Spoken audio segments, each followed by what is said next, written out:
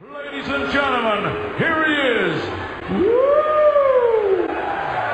The sensation, Jason Gavin! Danmark har fået en ny verdensmester. Mikkel Kessler.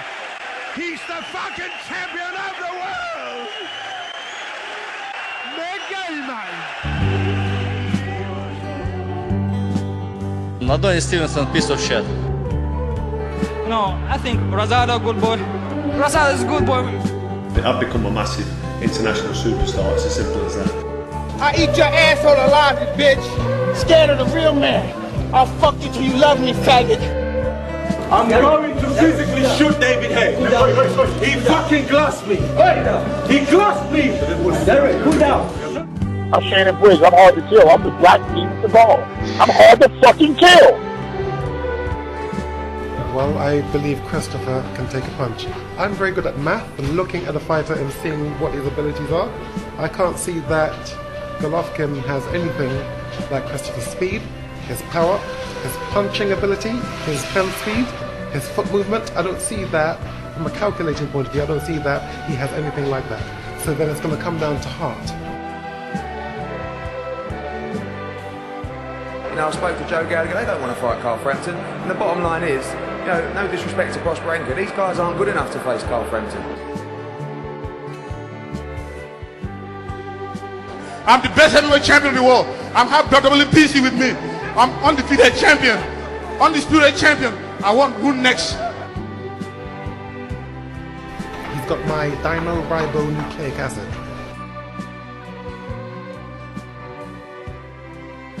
Undisputed heavyweight champion of the world. Who next? I love boxing, Sam. It's as simple as that.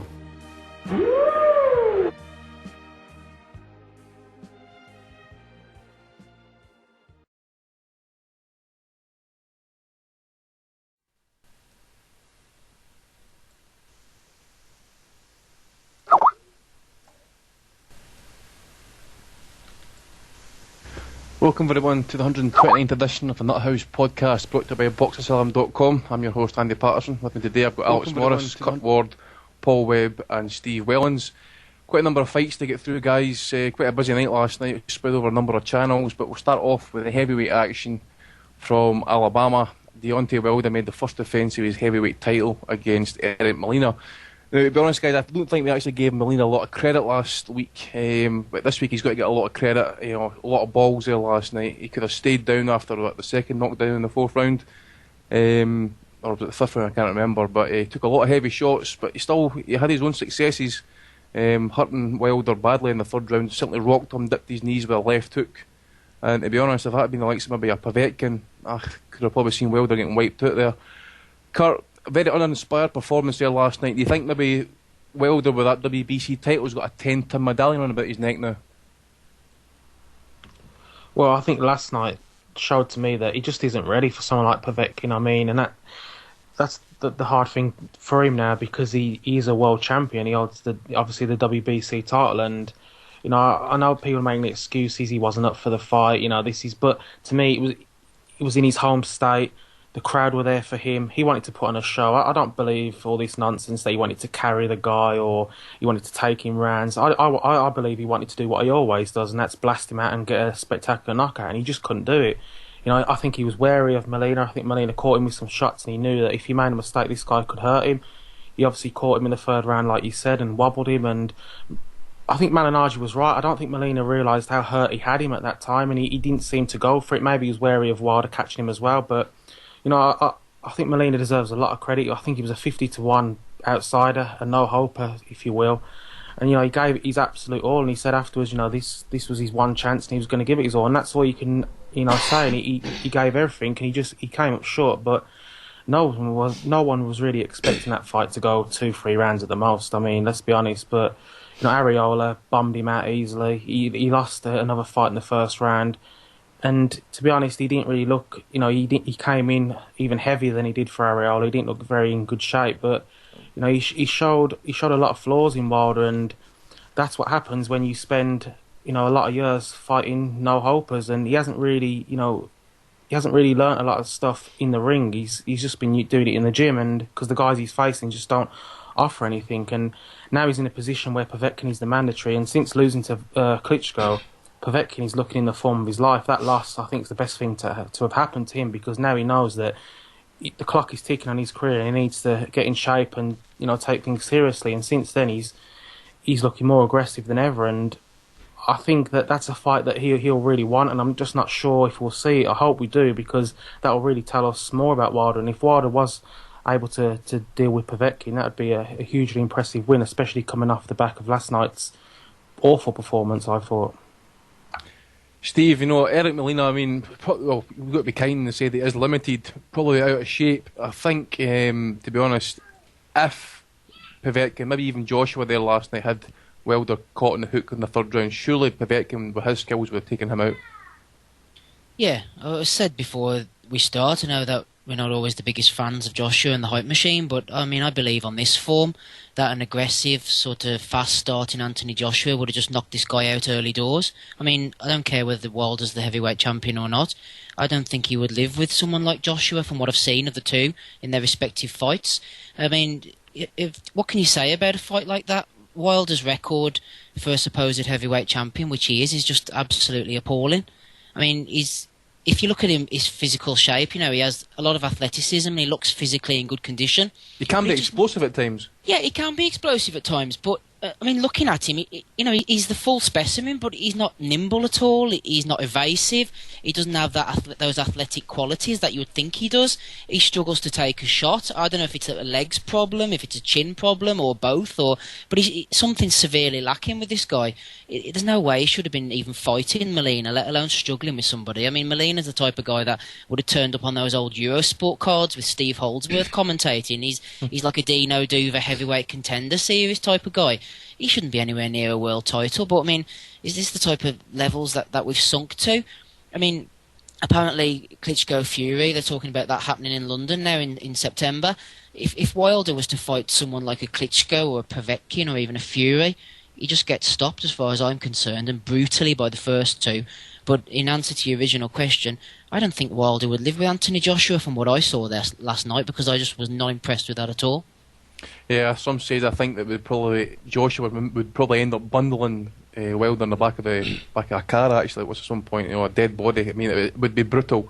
I really do think. When you think about it, Povetkin, you know, as you say, Kurt, he has come on leaps and bounds since that defeat to Klitschko, looking better than ever, knocking guys out and stuff. Paul, do you buy into the fact that Povetkin would ice this guy? I mean, he is Povetkin. Wilder got all the physical attributes, but as Steve says as well, he hasn't used them properly. Last night I thought maybe he was maybe feeling tired. I don't know what it was. He said he had hand problems in the past and stuff. Jab wasn't the jab wasn't going as much as well. And plus he was getting caught with shots constantly, moving back, hands down, chin in the air. It's a recipe for disaster. It is, and the problem that Deontay Wilder's got is he relies solely on two punches, a jab if it lands and that right hand. If the right hand's not landing, he is totally ineffective. He doesn't have the ability to put shots together in combinations. Again, we talk about Anthony Joshua. One punch that Anthony Joshua has, which is really effective, is that lead left hook. It's almost like a hooking jab. Wilder has nothing like that. And for me, that fight last night, I think he carried it around. I do genuinely think he wasn't looking to put heavy shots together in that opening round. And then after the first, after the second, it was as though Molina realised, as long as he keeps moving and as long as he avoids being stuck on the ropes with that one big right hand, he can survive in there. And I think he actually did quite well for the 9 rounds. He seemed to deal with the distance. He seemed to deal with the size advantage. You didn't feel like Wilder was some huge behemoth in there like you would when you watch Klitschko or when you watch guys like Fury fight.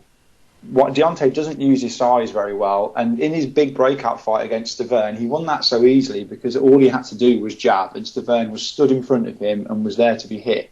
Whereas Molina wasn't, and he just moved and circled. Now, Molina is a very limited fighter, and we all know that. So the minute you see him in with, I mean, people with names like Povetkin and Fury and things like that have been mentioned, but if you look at Wilder's record, he's not fought anybody. He's fought a very drained Stavern and then nobody else, realistically. He's fought Audley Harrison and he's fought Malik Scott, but no one of any real rating. So there's no reason to think that anybody in the top 10 of the WBC won't give him trouble based on last night.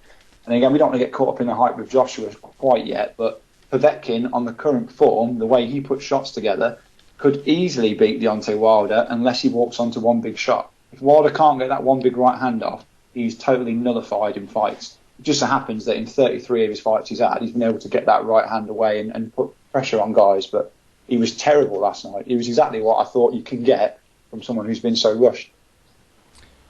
Alex, well, I'm probably been one of Wilder's biggest critics. I mean, I remember speaking to Peter Fury about him. Actually, I still thought he was very amateurish in his defence. But just we've all mentioned the fact that Povetkin would probably beat him. But then let's get on to the topic now of the main man, Vladimir Klitschko. I mean, we're talking about a guy here who is peak his powers. Well, maybe slightly past the peak his powers now, but he's put in tens of thousands of hours in the gym.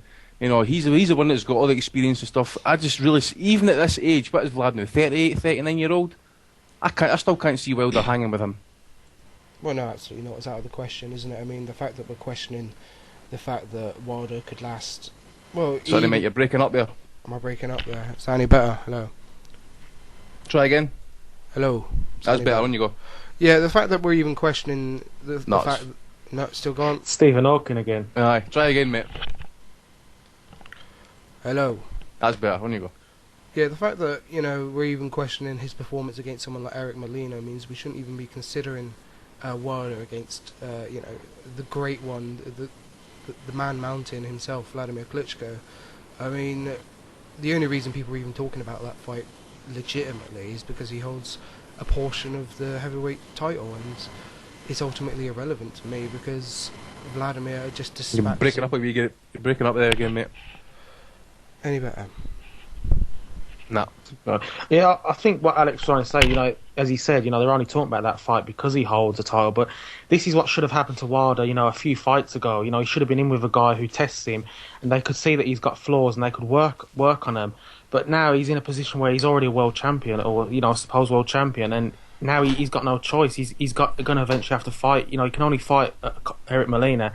Now he's got to fight someone, you know, levels above that, and the pressure's all on him now, and this is the worst thing about a padded record. It's similar to Michael Grant, a big, massive guy who could punch hard, who counterboxing light. You know, Americans got behind him. This was the guy to bring back the heavyweight division. As soon as he was put in with a top guy, Lennox Lewis, within 60 seconds he was so out of his depth, it was unreal. And I think you could see that with Deontay Wilder. I mean, to be fair to the guy, let's be honest, he only took up boxing, I think, less than 10 years ago. He has done incredibly well. Whatever we say about him, he picked up the WBC title. Now, he might have picked up against a guy who only got it by beating Chris Arreola, but the fact is he done it. In theory, he's already overachieved because there's many heavyweights out there who didn't even, you know, pick up a title in their lives. So he's already overachieved, in my opinion, for what his talent is, and it won't be long before he loses that bout. You know, and if he fights Povetkin next, I think that'll be the end of it. But, you know, he's already done something, you know, in his career that, you know, he can be proud of. But I just think the way they've moved him is just, it's been terrible for him, and I just think he could have done this, you know, a few years ago and learned much better. But hype him up and just keep him away until they get that big fight with, you know, obviously Lennox Lewis, and now they want obviously the Vladimir fight. Kurt, I think you hit the nail on the head there, in a way that they've got no confidence in him. I mean, if they'd have given him a fight that was a test before he won the world title, chances are they probably can see what everybody else can see. He could have got knocked out, and then he's got no world title. It's going to be a long road back. That's the reason why they shuffled him this route, because if he gets knocked out now or cashes in against a Klitschko or whatever, he's reached his potential. He's done well for himself, like you said. But if he'd have got knocked out against a guy like a Molina before winning the world title, that would have been him on the scrap heap, and he wouldn't have been able to have been rebuilt at all. So I think they had no confidence in him either, and they've shuffled him along, got him the title shot, and now who cares what sort of happens to him? He's done his business, and if he gets knocked out, he'll get a big payday anyway. Yeah, definitely. I mean, as you say, manufactured champion, manoeuvred round about all the tough fights and stuff. I mean, I can't remember who I said it to actually, but you could actually put up a case, an argument that Joshua's stuff. I mean, his fights have probably even been better in Wilder's entire career, actually.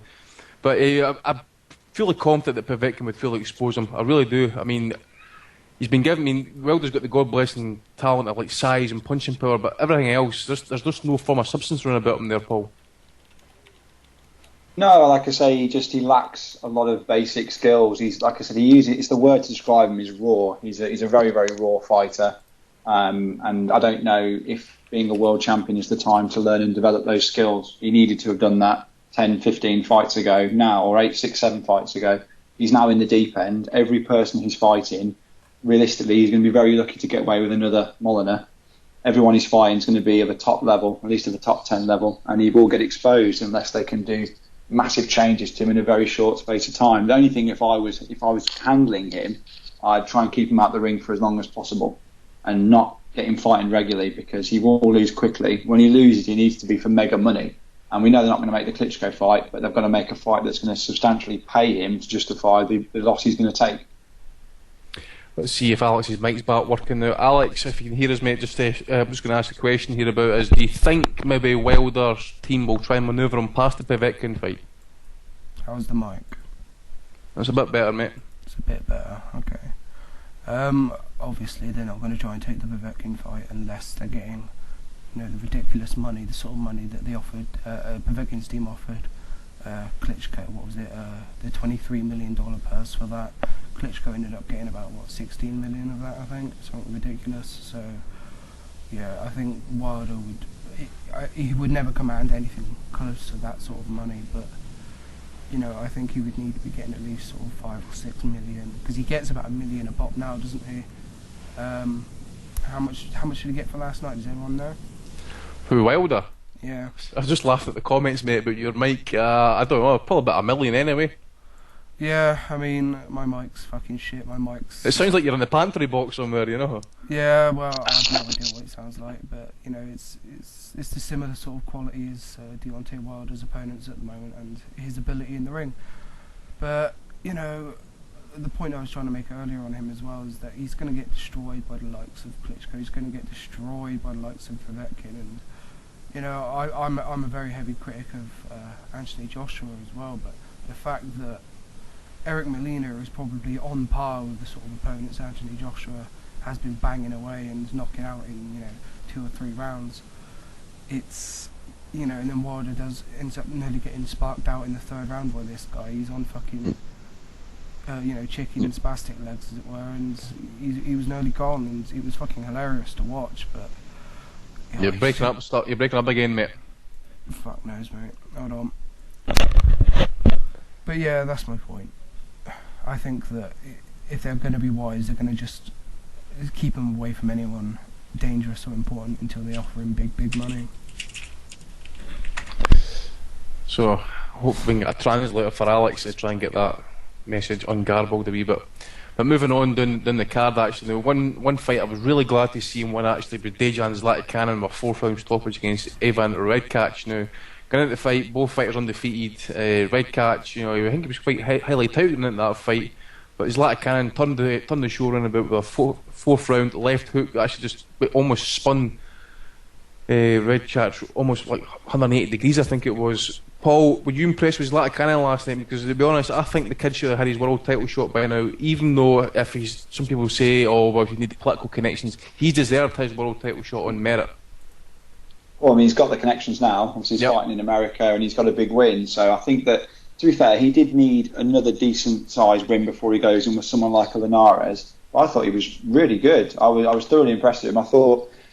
If those that haven't seen the fight, he really dominated throughout the 4 rounds. And he did get the stoppage, but it looked like if it wasn't going to be a stoppage, he would have routed him anyway. And especially as Redkach was touted as being a bit of a bigger puncher, I thought he looked great. He boxed well. I mean, when he fought Burns, a lot of people looked at that as, Ricky Burns has lost to some unknown. And I think now it should be the other way around. I mean, he beat Petrov for the international belt a few years ago. And he's now got this solid win over an unbeaten fighter. And I think he definitely should get his shot. I still don't think his size, I think, is going to be a bit of a problem. I'm not sure how he's going to cope with the power of someone like Linares. But he's definitely earned it. And I thought he was the real highlight of that undercard last night. I thought he was excellent. So low centre of gravity, actually, he's very, very compact, Steve. I mean, when I spoke to him, he says his favourite fighter of all time is Mike Tyson. I'm not going to say there's similarities there, but I can probably see where he gets the aggressiveness from, actually. He's just the way he goes in there, hooking in, left hooks, uppercuts, any shot, he will get right in about your chest and stuff and try and just basically beat you down.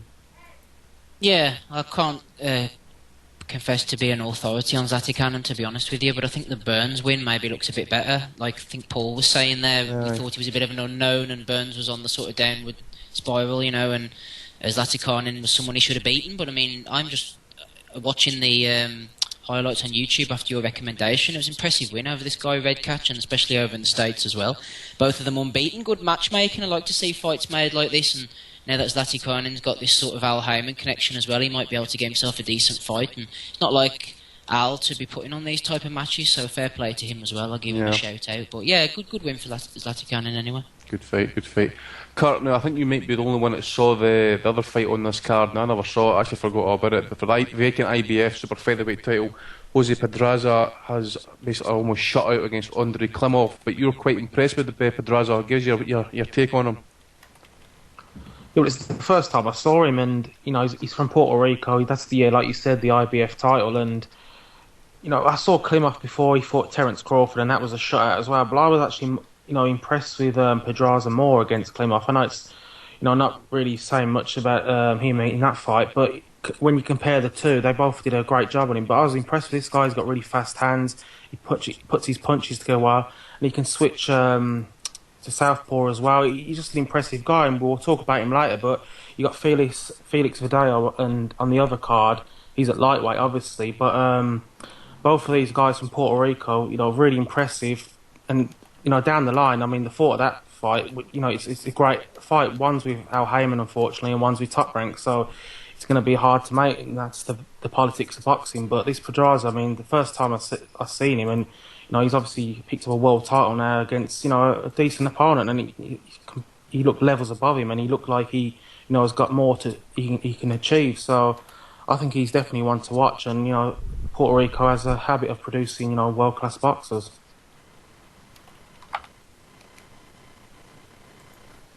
Paul. Yeah, I mean, I thought he did really well. It was a difficult fight because it was so one-sided, and I think Klimov, he didn't really hold his own against Crawford, he was soundly beaten. But last night I thought he probably had his best chance of winning a world title, and probably his only chance. But yeah, he was thoroughly outboxed throughout. I think there were times when Klimov looked so worn in the face, and I looked like the referee was going to consider stopping it. But as a continued theme throughout the whole of that card, the refereeing was very good. They let the fight carry on, and Klimov did well to see the bell. But it was a total rout. I think the super featherweights, it's a very competitive division. It's not one that's probably as talked about as others, slightly higher up the chain. But I thought he's a newer name to it. Obviously, he comes from, like you say, Kurt, from a country that produces very good fighters, and I think there's going to be some big fights for him down the line. I mean, he's only 26 years old. There's plenty of time for him to go ahead, and he's a big guy for super featherweight. I think he's 5'9", something like that. So he's got the height, he's got the size, and he thoroughly outboxed him last night.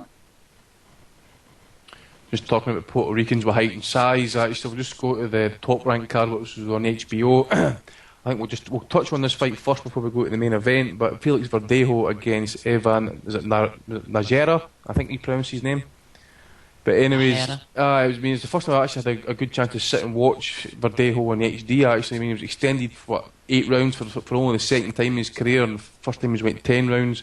Apparently he's hurt his hand. I think he's going into the fight with a damaged left hand. He just needs a slight clean-up operation, so maybe some bone floating about there, maybe a cartilage problem. But Verdejo, he started being very impressive actually. Certainly started to make me sit up to take notice. He started off with a stiff jab, and Marriaga was actually putting on a lot of pressure against him. But this Verdejo though, great balance. He's got quick hands, uppercuts, hooks, straight right hands, quality jab. I just think, I think actually he carries the power. Although he didn't really put a lot of big, dent in that guy there last night. He's got enough power about him to keep an opponent honest. And if you look at that third round when Haye came back at him, actually, and then had a tremendous fourth round, it really seemed to kind of spur Verdejo on the attack and landed some spiteful shots. But Narero just refusing to back down. But I think he got dropped. What round was it? It was round 5, with a kind of left hook type uppercut. I think it was 5 and 7. So it's very impressive. Threw like a 3-punch combination, and he left right hand and then the lead left uppercut. But I mean, like, I was impressed. I mean, Steve said it earlier, about matching guys, undefeated guys together. I mean, we talked about Deontay Wilder and what his padded record done. Verdejo was in with a guy yesterday, he was undefeated himself, and he learnt so much from that fight. Instead of fighting a guy with like 10 losses who's not really there to win, he's just there to pick up his paycheck. This guy was there to win. He took a beating, and on paper, if you look at, look on BoxRec, if you didn't watch the fight, the scorecards are wide, but this guy was in the fight. He had some good moments during the fight, and he came to win. And at no point in that fight did he ever give up trying to win. And even in the last round, the last 30 seconds, he landed some really good shots on Verdejo, who showed, I thought, a good chin. Even though the guy maybe not a big punch, but he caught him flush, and he was still going to war. And Verdejo, I mean, he's got it all. It's you don't want to get too hyped up on a guy until he gets hit back by a good fighter, a big puncher and stuff. But this guy's got it all. At one point, he threw a jab, and then after the jab, he landed a left hook, and you just don't see that. He throws a lot of weird punches, and obviously he likes Miguel Cotto. That's his favourite fighter. He loves the left hook to the head and body, and his footwork. He's fast. He throws a lot of combinations. We'll talk about Aries landed Lara later, but off air I was saying, that guy's got all the talent in the world, and he doesn't throw combinations. Verdejo is totally different. He loves throwing the combinations. I think he's going to be one to watch. I mean, people have been talking about him for quite a while, and I think he's ready now to really be thrown into the world title scene. Definitely. I mean, I think maybe 18 months ago, Donny was basically saying that this guy was potentially a pay-per-view star in the making. Steve, you maybe agree with that off that performance last night? If you've seen that fight. Yeah, I did see the fight. It was my first chance, like you, to sit there and have a good look at Verdejo. I'd heard a lot about him and seen a couple of the knockouts on YouTube and that. And I was impressed with what I saw with him. I thought his left hook was very good. He was very fast. He wasn't as aggressive as he had been in some of the clips that I'd seen. He took a step back and boxed off the back of the jab at times. I thought he was a very instinctive fighter. He saw when he had Nahara hurt. I thought he jumped in quickly. At times a little bit too quickly. He smothered his own work and missed a lot. But I mean, that's just the sort of enthusiasm of youth. And, he'll learn from these experiences. But I think Top Rank are really just the masters of bringing guys on, aren't they? The Savio Fox, Bob Arum and Bruce Trampler, I think, deserves a lot of credit. He's a very experienced matchmaker. He knows when to put them in against, the right time to step him up to that next level. And I think Nahara he had a statistically pleasing record, and he was just that perfect guy. He came forward, and he had a right go, but he didn't have the power in his punches to match the guts and the heart. He could have bailed out at any time, and we would have just said, oh, that was an impressive performance by Verdejo, but he stuck in beyond the call of duty in the last couple of rounds, and he was still throwing, so I think that was just a perfect match for Verdejo, so, fair play to the matchmakers. But one word of caution I will say is that, Verdejo is the can't-miss prospect at the moment, but, so was Juan Manuel Lopez for a time until he stepped up to world level, and remember the guys like Joel Julio, he was raking through the rankings, wasn't he, before he got bumped off by Carlos Quintana, and then, guys like Ricardo Williams, Francisco Bajardo, top amateurs, just failed to make the transfer. So Verdejo, very impressed with what I've seen so far, but talk to Felix Trinidad and that, obviously they're going to pump him up, they're going to hype him up. I'm not blaming HBO or anyone for that, but just see how he goes, see the next couple of fights and see if he does make that transition. But it's all good signs at the moment. I think that's a good point you make, Steve. And Max Kellerman, he's agreeing with you. He mentioned Felix Trinidad, Wilfredo Gomez, Miguel Cotto. He's not bothered about the hype at all. He's comparing him to all these world-class Puerto Ricans, but that's Max for you, isn't it? He just loves it. Yeah, I can see what he means with Trinidad a little bit. Mate, the left hook stuff and chicks. Yeah, he does have similarities to Trinidad. The thing was about Trinidad, he was so exciting because he had that vulnerability about him, didn't he? You never knew whether he was going to get knocked over himself, which added to the way he was as a fighter. It made him even more exciting. But Verdejo, like I said, showed a pretty good chin last night, and Nahara wasn't a big puncher. But whether he has the vulnerability that Trinidad has, I don't know. But let's not forget Lopez. Yeah, well, Lopez had the vulnerability, but I don't think he didn't have the ability, as it turned out. But if Verdejo can plot the same path as Trinidad, it'd be some going. So that'll be quite a feat. It's like a double-edged sword, though. They obviously want to hype him, they want to get more people interested in him. But then you just feel like if he did suffer a loss, how quickly would people forget him? That's the game they're in, you know what I mean? And it's just too much hype. Look at someone like David Price over here. They hyped him so much, one loss, and it's like people just leave and forget about him. So they've got to be careful, I think, in putting too much pressure on him. Well, that's the way the networks work, isn't it? You live and die by the sword. They pump him up to an absolute monster, put so much weight on the unbeaten record, and then whenever they lose, it's their own fault in a way, and that they get tainted forever, whereas the guys like us know that the unbeaten record shouldn't be the be-all and end-all. It can just be a learning experience, but in reality, in boxing, you could see him away from the limelight for a couple of years. Now, obviously, when we do what HBO do, we but actually hype him up slightly. But just say that he does turn out to be, a good world champion. The other thing as well is, Paul, is there is scope there for moving up through the weights. I mean, he looks massive for the weight. Some were saying he could maybe see him up as high as maybe 154, probably even at the tail end of his career. I mean, yeah, he sits at 5'9", so he's a big guy, and he's only 22, so he's probably got a lot of growing room to go with him. And I agree with what they're saying. The one thing I will say, though, the Manuel Lopez one is a great comparison because Lopez was just blasting guys out, and we didn't get to see how well he could cope over a distance. Whereas Verdejo, the fights that he hasn't knocked the person out, he's won every single round. His concentration levels look really good, and he's busy throughout the whole 3 minutes. He's not doing what some prospects do and just take rounds off. So his focus seems to be really good. And like you say, where he's fighting at the moment, easily with that frame, he could go up past welterweight. I mean, the sky's the limit, really, in terms of when he gets in the late 20s. But he's 18-0 now, and we can talk about sort of keeping prospects back a little bit, but this is that stage where very good fighters, the Andre Wards, the Floyd Mayweathers of this world, started to step up to world level. So I don't think they should be scared to push Verdejo into that kind of a fight. And he's proven that he's been able to deal with very different styles. So if he can win a world title at this weight and then move up, it means he's in that system early. And fighters like Verdejo tend to not last that long. They tend to not fight like a lot of Puerto Rican fighters, don't tend to do so well as they get older. I think that style of fighter requires a lot of action and to do a lot now. So he needs to get stepped up. There's no reason why, not his next fight, but the one after that could be for a world title. Just adding Dave the Hater Low back on at the call. Steve, just before we move on, I see Shawnee Monaghan made it 25-0 last night with a 10th round stoppage against, is it Flagengo Zuniga or something? Yeah, I'm not really impressed with Monaghan, to be honest. I think he reminds me of Frank Buglioni a little bit. He's a big ticket seller. They're sort of matching him.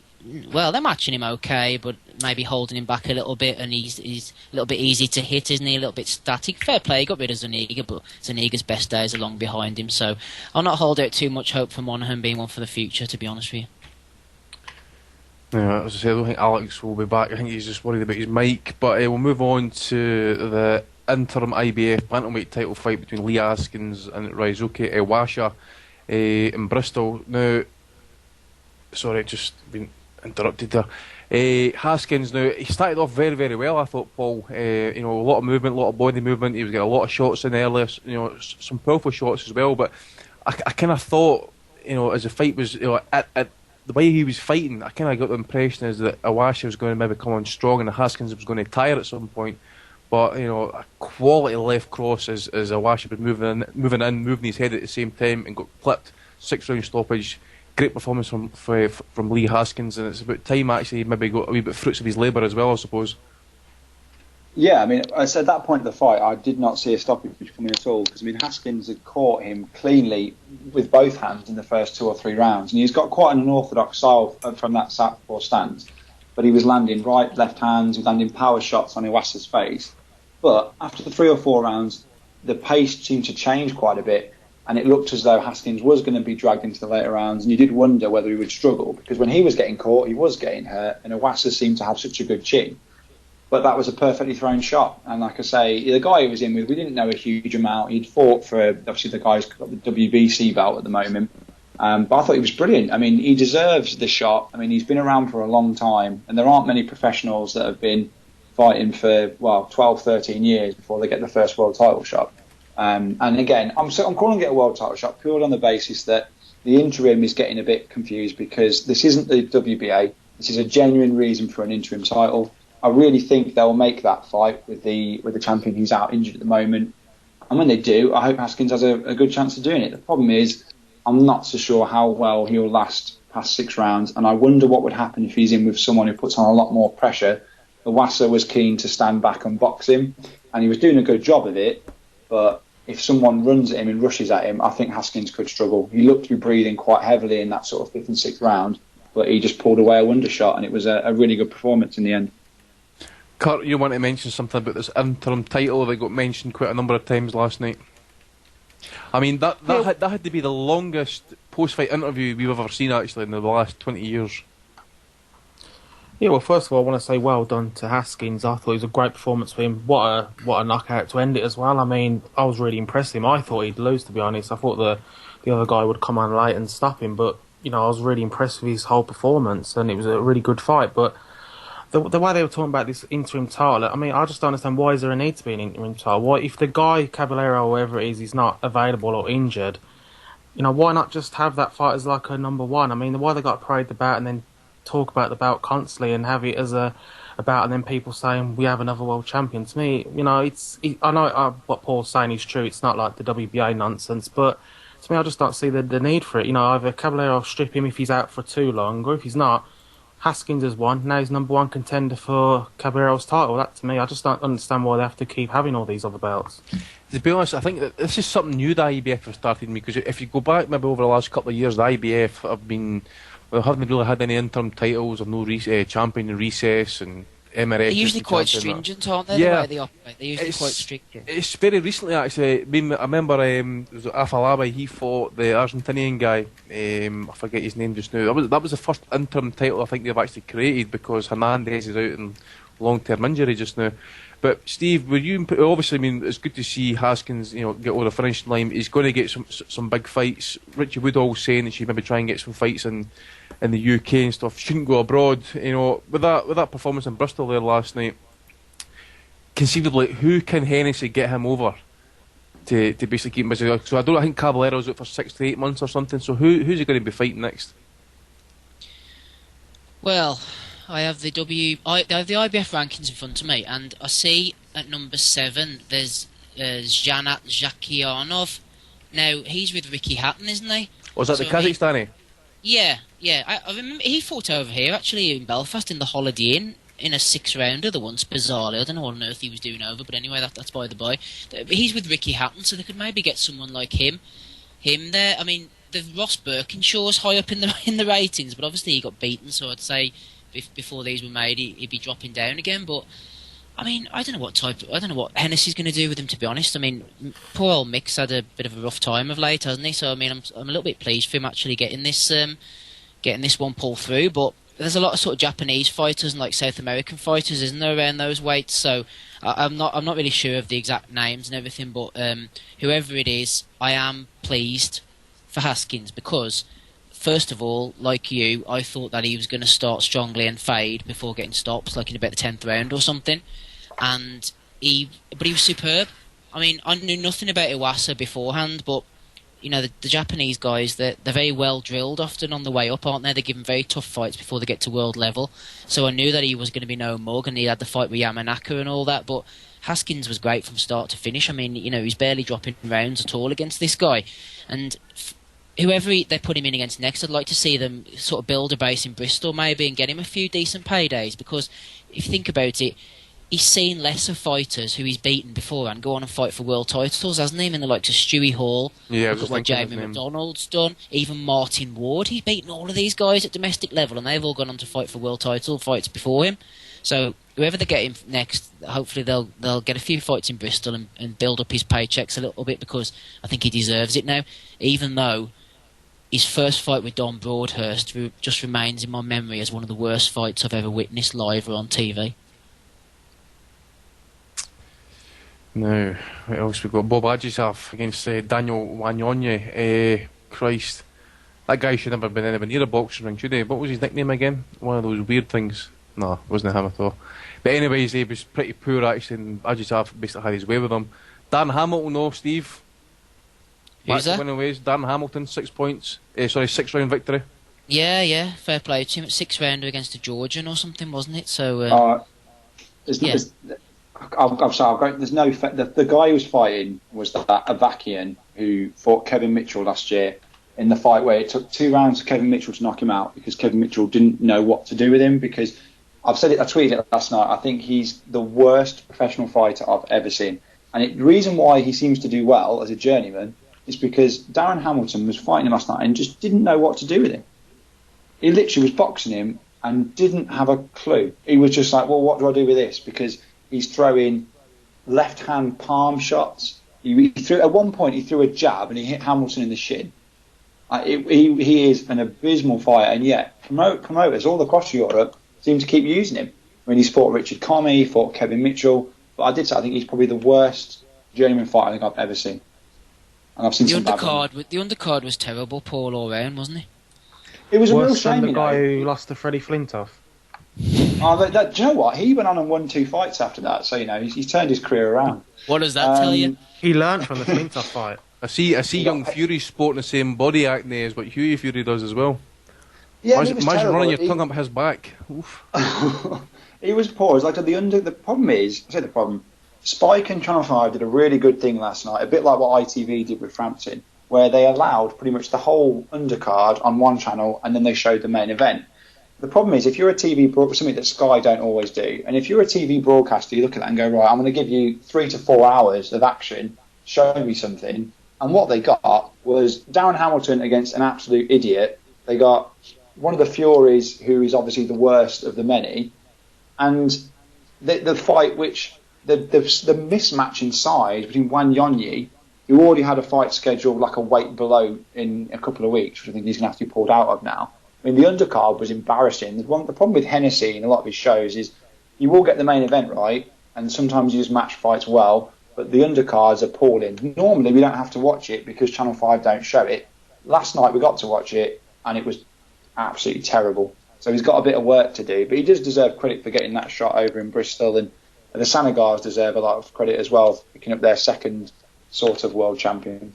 Definitely.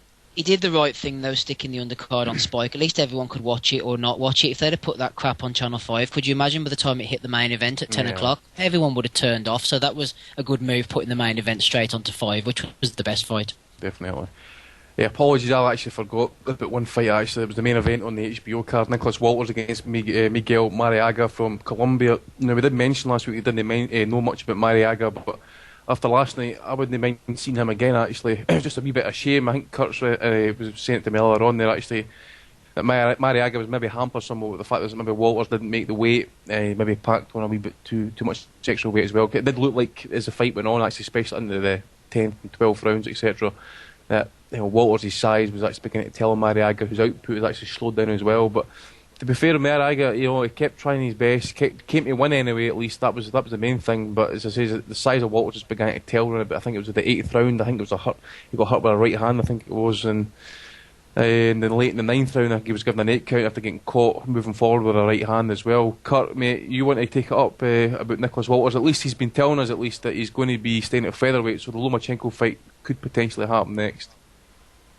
Well, let's be honest, if he can make featherweight, why wouldn't he? I mean, in the days of the weigh-ins taking place 35 hours before the fight, he can come in the ring as a welterweight and manhandle most of his opponents. I mean, I like Walters, but I just don't like all this weight that he puts on during the fight. I mean, you got to think this guy went in with Daenerys.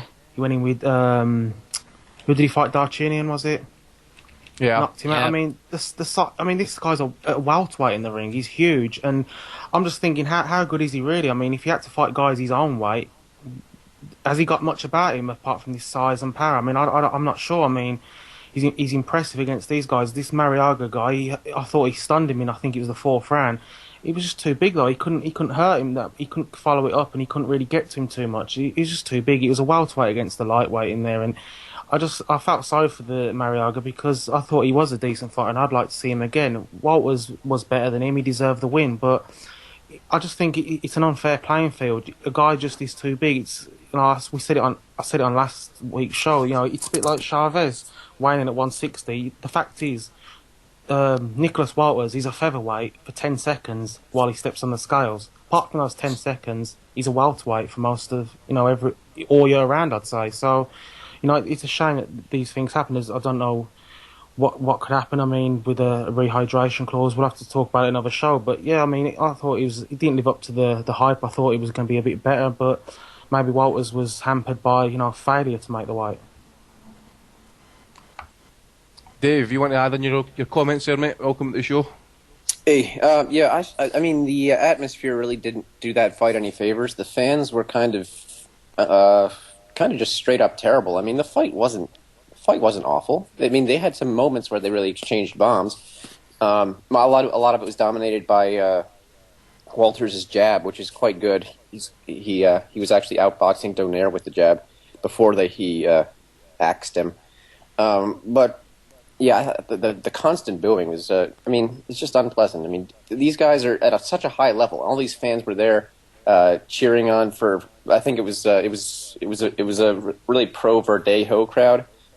They were all there to see Verdejo, but Verdejo is not on the level of Walters and Marriaga. I mean, he's still a prospect. I mean, yeah, maybe he did look exciting, but I mean, what performance from me? It was a really good performance. I think he did show that he potentially could be the goods. I still think you got to give some respect to because I mean, Marriaga Walters is a top matchup. I mean, it's two really good fighters against each other. Even has the amateur background revenge angle going for it.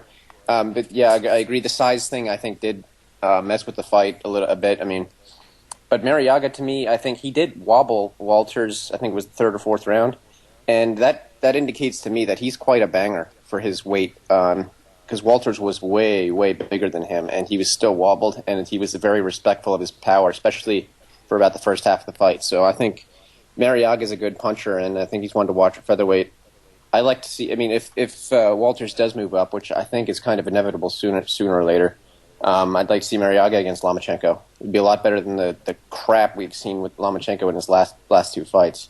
But Dave, what you mentioned there about the booing, I mean, we'll talk about it in a minute as well. Erizlandi Lara fight, there was booing in that basically from the first round or second round.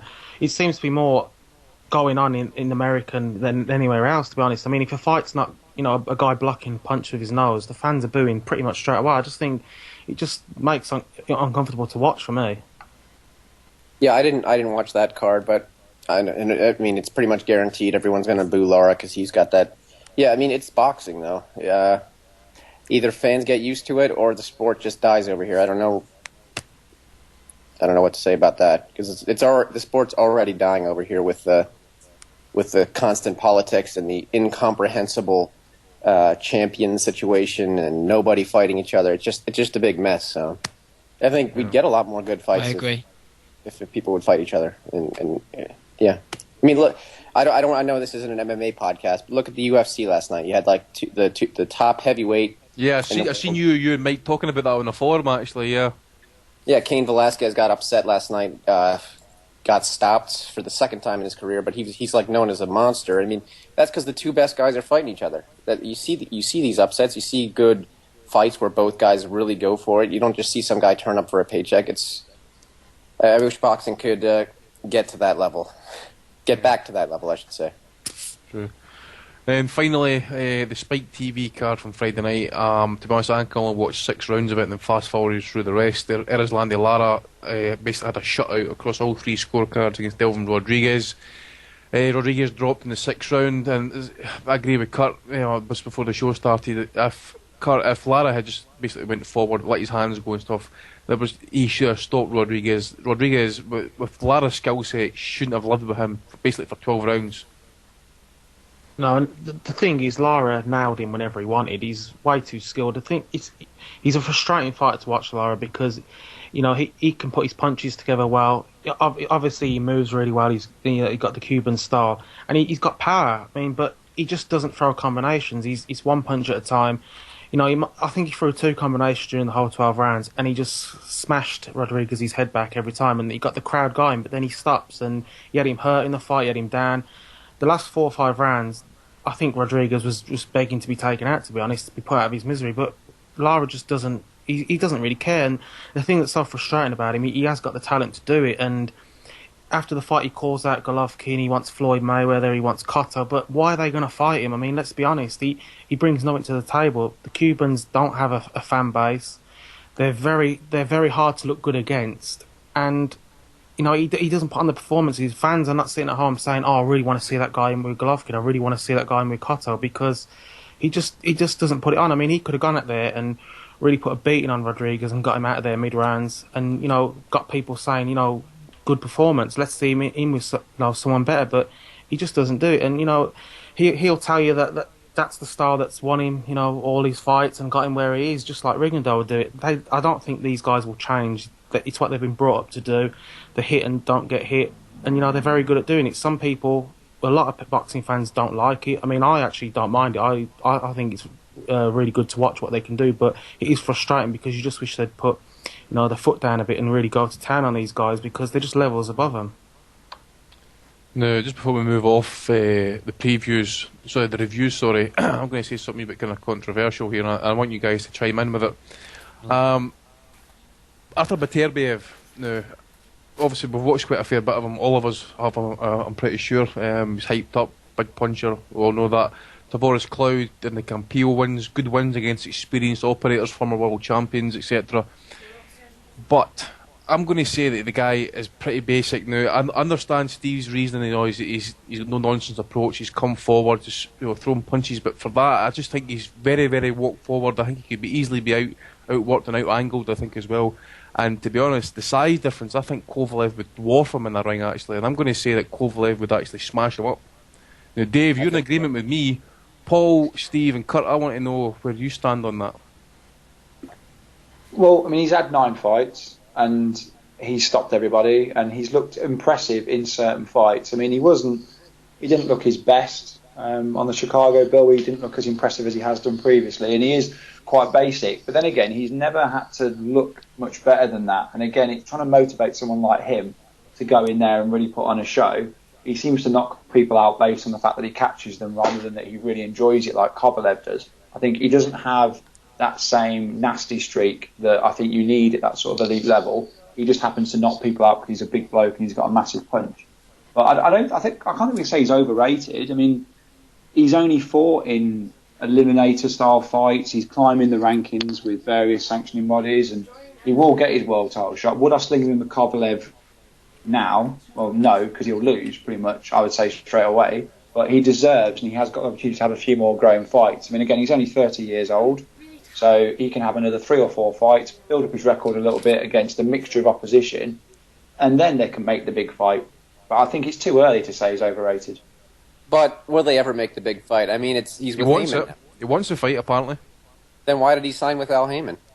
Well, they all did, didn't they? There was, you probably know the guy. Who is the other one? The 3 of the guys that were fighting on that bill all signed with Al Heyman in a very short space of time. And it just seems that that's just a dumb thing. Alvarez. That's the one I was thinking, yeah. So they've all signed with Al Heyman. So it just seems to just be the dumb thing now. Will that stop the Kovalev fight happening? It's going to make it complicated, but it's a natural fight to make. I mean, 2 big, heavy Russian bangers. I mean, it's an obvious one to do. And they've got to do it soon. I mean, like I said, they're not getting any younger. Certainly Beterbiev isn't, or Beterbiev isn't. But I don't know. We can't write him off yet. He's crude, but he still finds a way to get the stoppage. And I think there's a lot to be said about that. Well, he's 30 years old. It was Kovalev 31. So I mean, what's Beterbiev going to do now? I mean, all he can do is keep doing what he's doing, knocking guys over basically, wait for the fight. But you got guys here who are, you're going to say they're in their prime, Kurt. So you want the fight to happen. But you in agreement with me and Dave, or are you on the side of Paul? I think he's a bit. He's basic, obviously. He's very. He doesn't move his head much, but I think, to be fair to him, the guy he fought, I thought was better than expected. I thought he was pretty decent. The guy he fought, he just seemed to run out of gas. I mean, he had good upper body movement. They mentioned that he lost to Alexander Usyk twice in the amateurs, and you can see why, because Usyk is a mover as well, and movement obviously kills this guy. Guys like Tavoris Cloud just come forward. Campillo, at his best, would have been a nightmare for him, I think, until he probably got tagged by something big.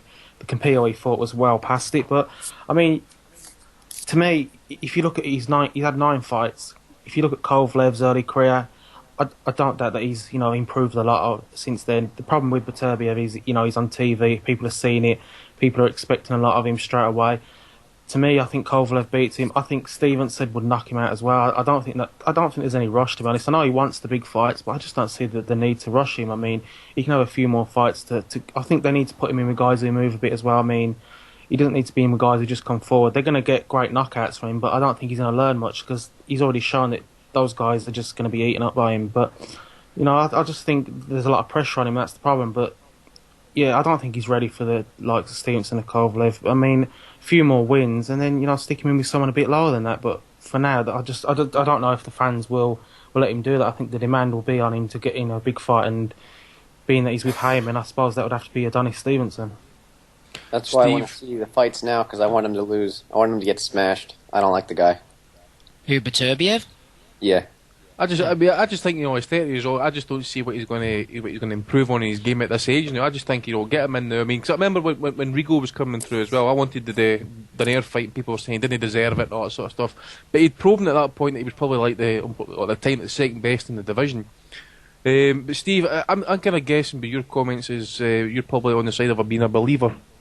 Well, I'm a believer in the beast to a certain point, but I'm in a strange position in that I actually agree with everything you say about him. I agree with all the flaws that you've said, and I can see what you mean, but I just think chuck this guy in. He ain't going to get any better. He hits like an absolute mule. Apparently 100%. Jean Pascal was saying that in sparring he hits really hard too.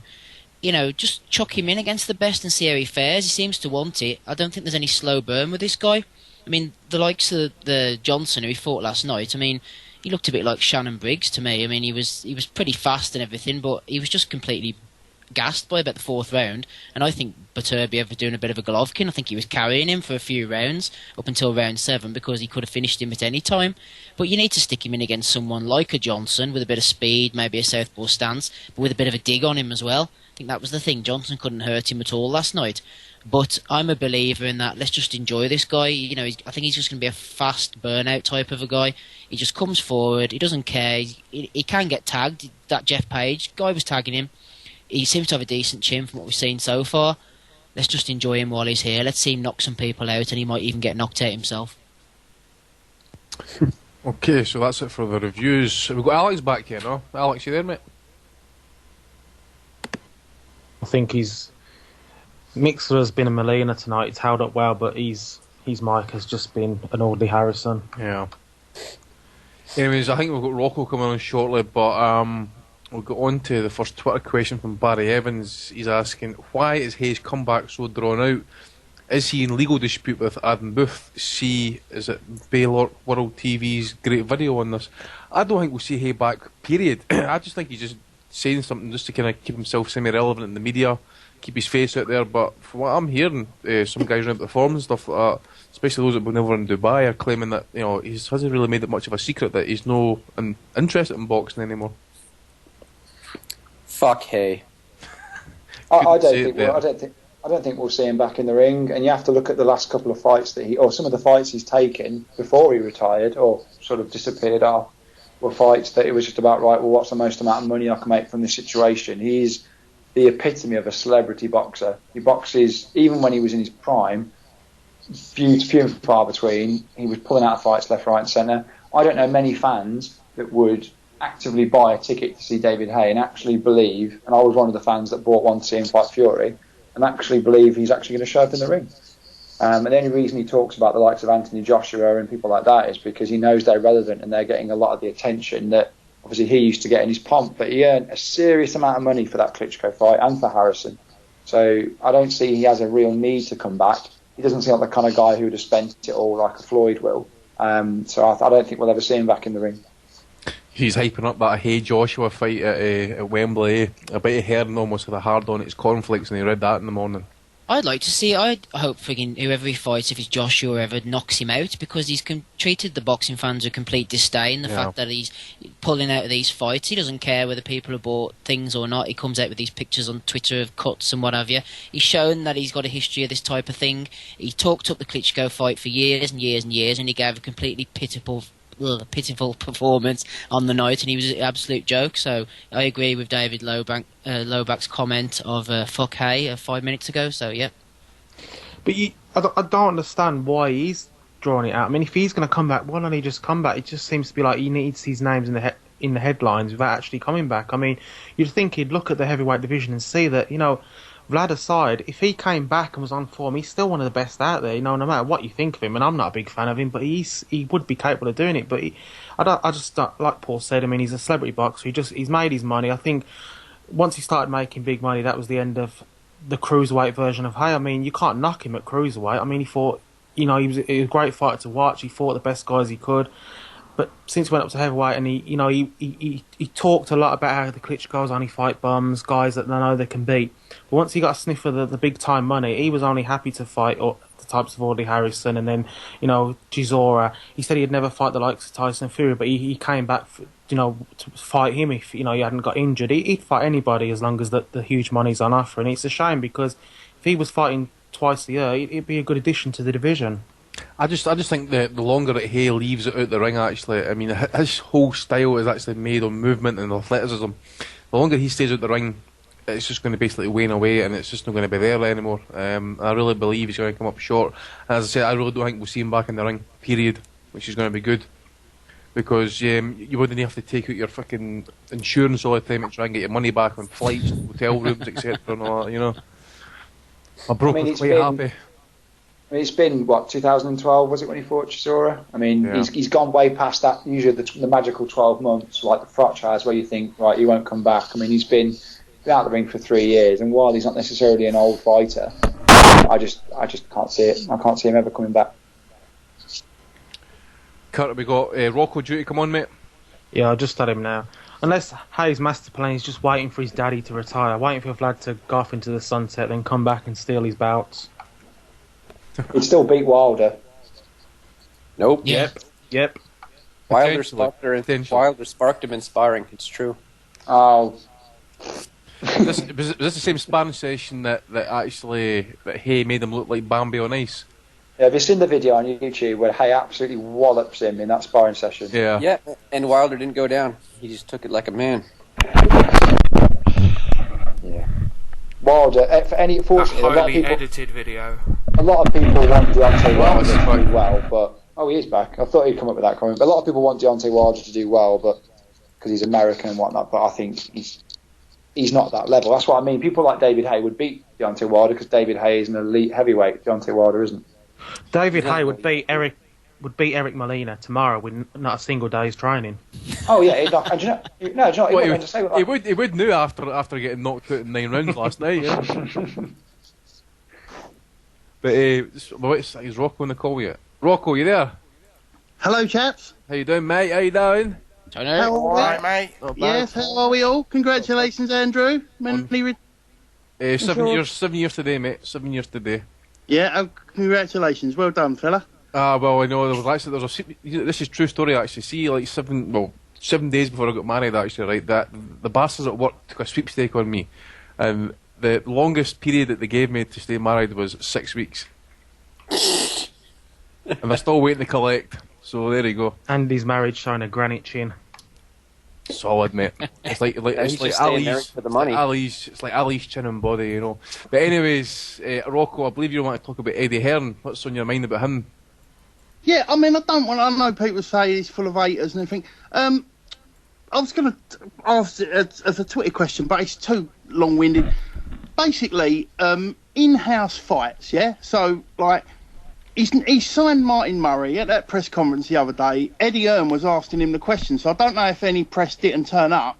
But Hearn was sitting there with him, asking him all the questions. And he was going to him, super middleweight, there's lots of potential fights for you, Fielding and the Smiths and DeGale and Groves. But he sort of kept in a, but you'll go after Groves, basically. And I just wonder why he never seems to want to make in-house fights. Paul Smith, Fielding's been his mandatory. And then didn't the board make Callum Smith against Fielding, and they got out of that one. He never seems to want to make in-house fights. Whereas I think he would. I think he would do it. I think he's angling at Ricky Burns to take some of these domestic fights. They were talking about Crawler before he had his injury and stuff. I think he would do it. I just don't think the fighters will want to do it. I mean, remember Paul Smith? We talked about the Rocky Fielding fight. Smith wasn't interested in that fight in any sort of way. Yeah. Well, what about Callum Smith and Fielding then? Well, that's different. Yeah, I like to see that fight. But was there no talk about this fight happening for the British? I thought the board made it, didn't they?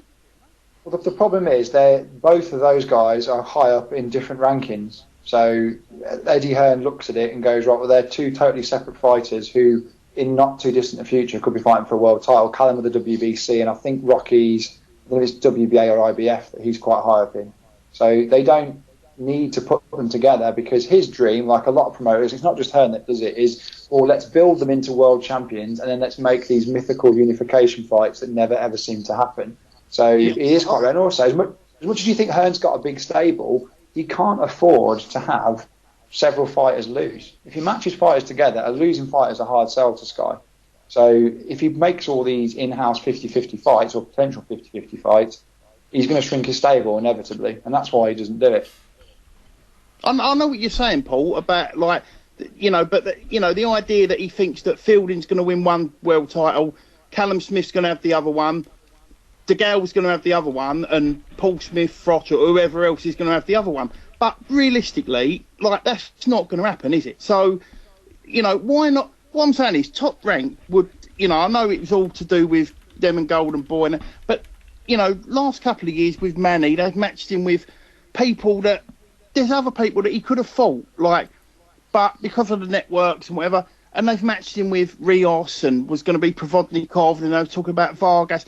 They always seem to do it in-house, because then whoever wins, they've got the winner. But what I'm saying is, with Murray, he was straight away sort of saying, well, he was sort of hinting that basically, well, you'll go after Groves. But Groves is not his fighter. So if he loses to Groves, then obviously he's got nothing. Whereas if he had Murray fight DeGale, he's got both guys, so he wins either way.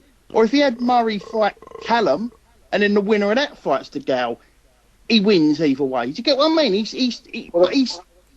The problem you've got is that Matchroom and Eddie Hearn work on every fight is good guy versus bad guy. So they want you to be heavily supporting one side or the other, which is very easy to do when you've got, say, Mitchell Linares, everyone back Kevin Mitchell, he's fighting some guy from the other side of the pond. Selby against Gradovic, it's the same. Those are the kind of fights he wants to make. The problem is when you put in two fighters, they're going to have this problem. We're seeing it now with Campbell and Coyle, right? Campbell and Coyle don't hate each other in any way. They don't dislike each other at all. But they're having to make it that way so people pick a side. So they're having to make, like you say, it's contrived nonsense rivalry that doesn't really exist. And that is the only downside with in-house fights. At least when you've got a fight when it's not inside their own stable, you don't, as a fan, you don't feel like it's all been planned. So you know that both sides are definitely coming in to win. There's always a slight suspicion when you get two in-house fighters and you think, well, the promoters might have said to them, well, if you lose this fight, you'll still get this shot. So the motivation might not quite be there. But we do need to see more, and especially at that super middleweight division, there's a lot of fights. The problem is that Eddie Hearn doesn't do British title fights, doesn't have a huge interest in them for his elite fighters. Anthony Joshua, for example, Callum Smith will never fight for those belts because he prefers to manoeuvre them up the rankings against international opponents. If he ever had an interest in making British title fights, there's lots of options he could make, but he just doesn't seem to want to do that. No, and to be honest with you, I'm not being funny, but when it used to be the Friday night fights, when the boxing used to be on a Friday night sort of 5-6 years ago, the British title fights, let's see Macklin Moore, we go down a fucking list of them, they were brilliant fights. They were, the British title fights have been some of the best fights we've ever had. But I'm not being funny. Half of these blokes who he has fighting for British titles, Dave Ryan, I know their names. I fucking never heard of them. I've never seen them fight. Do you know what I mean? Because they're stuck so far down on a card. It's just ridiculous. But my point is that, at super middleweight and lightweight, he's making Campbell Coyle now, but that's the only one he's made. What would you say, Coyle and Derry when he had Derry, but Derry's fucked off now. But he's got enough lightweights that he could have, when Burns had the world title, he could have jumbled them around. But now they're all fighting for different world titles. Mitchell's lost, Crolla could lose. Burns didn't win, so then what's he going to do with them if they all lose these world title shots? Is he then going to match them up, or? Well, they do lose the world title shots. That's the problem, isn't it? A lot of them do lose. If they get sent over to America, quite a few of your Brian Roses and people like that have come up massively short, where they could probably have made a big fight for him over here. So, and there's, like I said, the Martin Murray thing for me straight away. I'd be thinking, right, Martin Murray, Matthew Macklin. That fight hasn't happened. They've got a bit of disdain for each other. They're both still active fighters, but they won't because they go, oh, well, we might be able to get Macklin back into a world title contention. But there's a long list of fights. I get what you're saying. There's a long list of fights that could be made. No chance. He's a Brummie now. He's given up being Irish. Now he's terrible. He's come back to being a Brummie. But there are lots of options I've got. But like I said, Campbell Coyle has been made because Eddie Hearn knows the outcome and he knows it sells tickets. The problem when you put in a Fielding with a Smith is, what if Rocky Fielding beats Callum Smith? He's put he's got those boys then, isn't he? He's in house. He ain't lost, has he? Well, he has, because he knows what's a bigger draw. So it's a bit like, for example, like say you had someone like Terry Flanagan, who's a very small draw. If Terry Flanagan, say he was an Eddie Hearn fighter, beat a Kevin Mitchell, beat a Ricky Burns, that'd be a disaster, because he needs the big draw to keep winning. Kell Brook beating Frankie Gavin was, besides an inevitability, it was ideal because Kell Brook is a bigger name, not necessarily a bigger draw, but he's a much bigger name than Gavin is. And that was an in-house fight, and it was the worst fight on the bill. Oh, yeah, I mean, he would have been fucking gutted if Gavin had won that. Do you know what I mean? Because I know what you're saying, I agree with you, do you know what I mean? But I just think that it was like a bit wanky how he sat there asking Murray the questions and then straight away pointed him to Groves, the one super middleweight that he hasn't got. Do you know what I mean? Like, same as he's aiming Callum Smith at Groves. Why don't he fucking aim Callum Smith at Fielding, you know, at a local rivalry like he's doing with Campbell Coyle, or at DeGale, who's already a champion, and then, like I say, can keep it in-house. If Callum's the fucking next Terminator that he talks about, you know, he keeps the belt in his stable. I hope Groves beats the fucking lot of them. And leaves him with no fucking belt. Okay, Rocco, cheers for that, mate. All right, mate. Take it easy. Yeah, okay. Thanks. I didn't like hearing Rocco's nastiness come out there, and I'm used to chirpy Rocco. Very Classy passionate this Rocco. week. Yep. Next question actually came in from Jack Bauer. I'll go to you, Paul. I'll go to you, Dave. Actually, looking back on Amir Khan's career, has he ever been the underdog, won against the odds, or when he wasn't expected to? Is he usually carefully matched? Was accused of dodging Maidana, and some expected a KO loss to him. Chino deserved a rematch.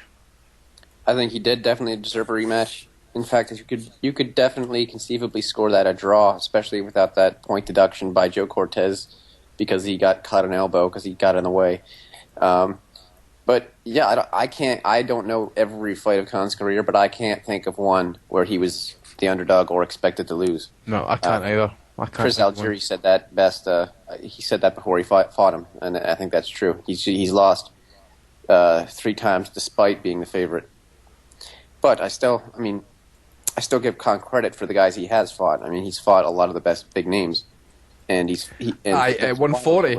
At 140, I mean, I'll be honest. I think the way Khan's career's going is a slight trajectory to what Cotto's career's been like at 154 and 160. Oh, sorry, actually, 154 and 157. Sorry.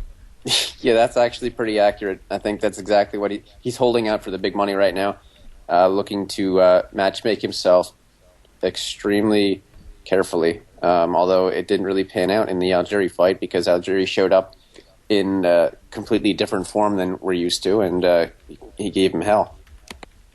Certainly did. Next question.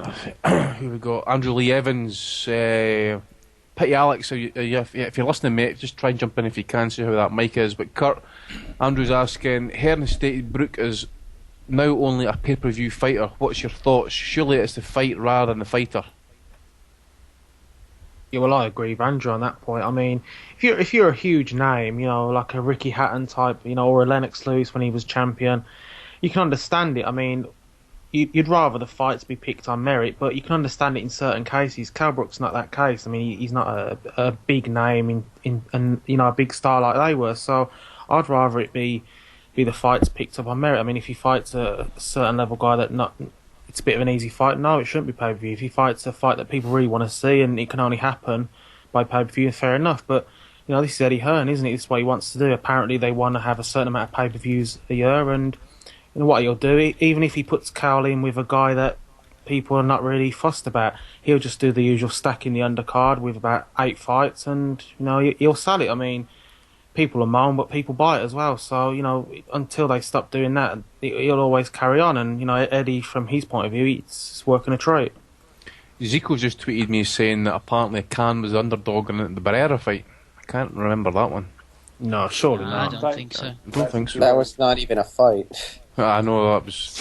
Actually, it was quite funny that just to hear, Barrera get the biggest cheer of the night rather than Khan, and Khan's a home fighter. Although Mexicans can be crazy with their money, though. So I mean, he may have been the betting underdog in the public anyway. Maybe. Andy, sorry, just regarding the Kell Brook question there, does anybody know how many pay-per-views they did on Gavin Brook? That would be interesting to know, actually. It's one thing Sky never seem to do is release those figures. I mean, they never released the figures for Bellew cleverly, but you kind of got the impression, they did pretty well. You never seem to get the figures. They both did really well. I mean, Sky don't ever put the numbers out, but you could definitely tell. And the worrying thing for me was that he was talking about the feedback and was in the IFL interview and said that this is what fans want now. Like, they want big stacked shows. And I mean, I won't get onto the pay-per-view thing because everyone's bored. Everyone knows my opinion on pay-per-view in general. But the fact that he will now look at that model and go, right, this works because the people really enjoyed it. So if he can make a similar show to the O2, because that show in September, the De Gale and Joshua Bill, which is what it will be, that will be pay-per-view. And they will put another big fight on it. And they will suddenly have 2 world title fights, if not 3. Joshua, it'll be like a carbon copy, really. And that's definitely what they want to do going forward. And he obviously did fairly decent numbers. Any show that Anthony Joshua is on will do big numbers. Regardless of who he's fighting. To be fair to him, he's giving you the Rumble and the Humber for free on regular Sky, so he's entitled to do that. Grateful for small mercies, lads. I mean, that fight could easily be on pay-per-view, One quick thing on the Rumble and the Humber thing is, I don't know if you were going to talk about it later, but obviously it's a WBC eliminator. However, right, the last month in the WBC rankings, the Coyle and Campbell were ranked 30th and 29th in May. And in the June rankings, they're ranked 15th and 14th, which is just quite convenient. Nice wee pat on the back, a wee slip in the pocket. A little bit, considering neither of them have fought since the rankings were changed. But obviously, they want to make an eliminator, and they just about squeeze them in at 15 and 14, so they can bill it as a world title eliminator fight. That Katsidis win has obviously been reviewed by the sanctioning organisation, and they've realised the merit of it, so fair play to them to realising their mistake there. Definitely, and the mismatch on the Humber, Which brings us on to the next question. Sorry, Alex, when you go, mate. Yeah, can you hear me? Yeah, fine. I was just looking at the odds with Khan Barrera, and Barrera was actually 11 to 10, just slight outsider on it. There you go. It was basically evens for it, but Khan was the favourite. Cheers for that, mate. Just while I've got you on then, what's the worst stoppage? This is from Danny Robson. Alex, what's the worst stoppage by a referee when a fighter is done and still taking shots? Poor old Frank Bruno against Bone Crusher Smith was a bad one. What about Tommy Morrison against, was it Ray Mercer? Ray Mercer, that was brutal. Yeah. Fucking hell. That was hard. Or, what about Smolga with Lebedev and Roy Jones? Roy Jones was just about to say I think Roy Jones must have shagged his wife, by the way, because... Yeah, I mean, that's the only time I've ever seen a guy knocked out while standing up, and Smolga just stood there and just said to Lebedev, "Carry on, I'll stop in a minute." And then he thought he was playing possum. He said that afterwards. At least that's There's a really old video, like you go along with those highlight videos on YouTube, and I think it's kind of from like the 50s or early 60s, where the guy basically is smashing him to bits on the ropes. The fighter takes 3 steps back, looks at the referee as if to say, I think it was a world title fight, it was a big fight, looks at the referee as if to say, are you going to stop it? And the ref waves him on, and the guy's unconscious lying on the rope. So, as much as we've had some bad ones recently, I think back in the day they'd let you fight until the bloke was permanently asleep. I've got one actually. What about, anyone remember the fight between Emmanuel Augustus and, remember the guy, he was holding his head apparently, remember he was holding his head during the one half of the round or something, and Augustus was just only jabbing him to the body, and he's looking, I think it might have been Smoker, it was the referee actually, and apparently the guy actually had up a blood clot in the brain, but Augustus actually fucking refused to hit him in the head. I need to try and find his name again actually. He's What like about the Foxgroves one was stopped way too late. Yeah. Which one, mate? Foxgroves one stopped way too late. Should have been stopped way before that. There was a Tarver, one of the early Antonio Tarver at light heavyweights. I can't remember who he was fighting, but I remember seeing it on Sky, and he was hitting the guy, I think it was Eric Harding or somebody like that, and he was actually calling the referee in, and Harding was completely out on his feet, and afterwards the referee eventually jumped in, and Tarver was shouting at him, you want me to kill him or something, but the referee just would not jump in for some reason. So I remember that being a bad one. A bad one Roy was Jones. Roy Jones against Hall. Brennan. Yeah, I mean his fight with Richard Hall was I mean, it was just from the start to the finish, it was just an absolute mismatch. He battered him, and the referee just, I mean, I don't know if he was a huge Roy fan, he just let him, just beat him up basically, and Hall was just, he was out on his feet and he was still getting hit with every shot in the book, and that was when Merchant said that the ref should be, pistol whipped. He was, he was really angry with it. Also, what was Larry Holmes against Tex Cobb. That was brutal. It was just pointless. What was it? Sweet Pea Whitaker against Hurtado. I mean, he was down on the cards, fair enough, but he just unloaded. He was out laying on the ropes, and he just unloads left hand over and over. And I think it was Marcani Jr. That Larry Holmes Tex Cobb one, that was funny because after that fight, which didn't one of the announcers retire after that because he was just sick of the one-sidedness of it. It was just, that was actually when Larry Holmes went to the hospital afterwards to get his hands checked out because he'd been punching Cobb's face all night while Cobb was in the pub getting drunk. So that was I found that fight Augustus against Ray Oliveira. Now what happened was Steve Smoger actually asked the physician to come up and have a look at Oliveira because he was acting strange. And the physician actually allowed them to kind of continue, and I think Smoger was kind of looking for a way to stop the fight. And it says here whenever the rest period between rounds, Smoger called a halt to protect Oliveira, who was taken to the hospital afterward as a precaution. I think, as I says, you need to go back and look at that fight. I think it was on ESPN or something, Friday Night Fights or something. You do see Oliveira kind of having his gloves up to his head and stuff, and rubbing himself, So a terrible one. Just one more. A terrible one was with the world's worst ref, Ian John Lewis, Shannon Briggs, getting put in hospital by Vitaly Klitschko. I mean, that you can't believe that's the same guy who stopped Enzo Macronelli against Dolvin McKenzie, and yet he must have had a grudge against Shannon Briggs. I've got one more. What about Lebedev against Jones? Stanley Christodoulou. Now, Dave, I remember you actually hosting the podcast that weekend, actually. Who was this? Christodoulou and what? Remember, he was a referee for Lebedev against Jones. Oh, yeah. Well, the story was he was threatened by the mafia, wasn't it? Like the Russian mafia was all over that or something. He was like afraid to do it, and he's like, finally I can do it because he's on the canvas. Just had one from the chat, a bit of an old school one. Emil Griffith, Benny. Oh, aye. Killed him. 17. I think it was 17 unanswered punches before the referee. The referee didn't even stop the fight. Fucking Parrett was lying in a heap in the corner. That was the fight I was thinking of. When I was talking about earlier, that was the one I couldn't remember the name, but that was the fight when, like I said, he looks at the ref and the ref just waves him on. Yeah, he just couldn't defend himself. Yeah. Kurt, Jack Houghton's asking Jack's asking, Wilder will struggle against anyone with power. How long can he go avoiding anyone in the top 20? It's Wilder. Yeah. Well, I mean, surely he's going to have to fight Povetkin, but you could see a scenario where he vacates the bout and then they make an excuse as to why, maybe something to do with Russia. They don't want to fight in Russia because it's dodgy. They don't, something about the testing. They could, they'll pull any bullshit up.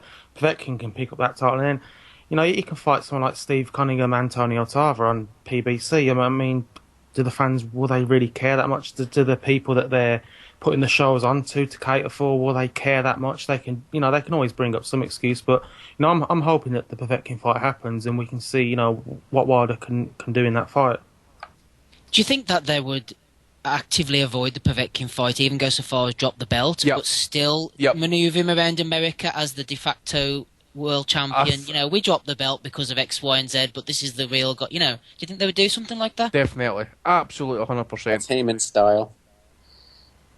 Definitely. And they're just going to come out with the PBC belt soon enough anyway, so just be like, he's the heavyweight champion, undisputed PBC. It's like Quillen when he dropped the belt because they didn't want to do the Korobov fight. In reality, we all know that Heyman has beef with Jay-Z, Beyonce, whatever.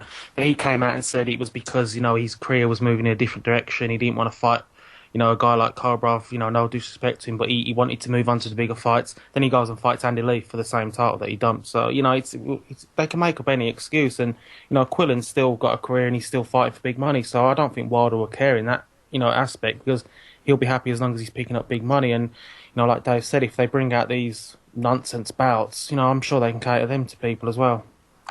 Steve, Adam Tinsley's asking, is Triple G versus Lara a realistic fight? Be good to see different style for Golovkin. Yeah, if Golovkin's going to fight 4 times a year, then why not stick him in against someone like Lara? I'm not completely averse to a Lara. I know he's a bit dull and he could do more in every fight. He pretty much has, but technically speaking, the guy's got a lot of ability. I'd put him alongside a Rigondo. He's very talented guy, but his style isn't conducive to what modern fight fans want to see, for better or for worse. They don't want to see that type of guy, which is fair enough. So, as for Golovkin, I think William Monroe he didn't really give Golovkin any trouble, but he gave him something different to think about. I think Lara would give him something to think about, but ultimately Golovkin had beat him. But yeah, why not? Next question. I think I'll need to go to Alex with this question. So, Alex, hopefully your mic holds up, mate. But Michael Garrett is asking, this is obviously relating to Eric Molina, how long until we hear the comments, he's been 9 rounds with Wilder from Eddie Hearn? Kevin's got here. He's getting lined up. He's getting lined up for Joshua next. That's what Molina did last night. Is basically guarantee himself a couple more paydays as a stepping stone.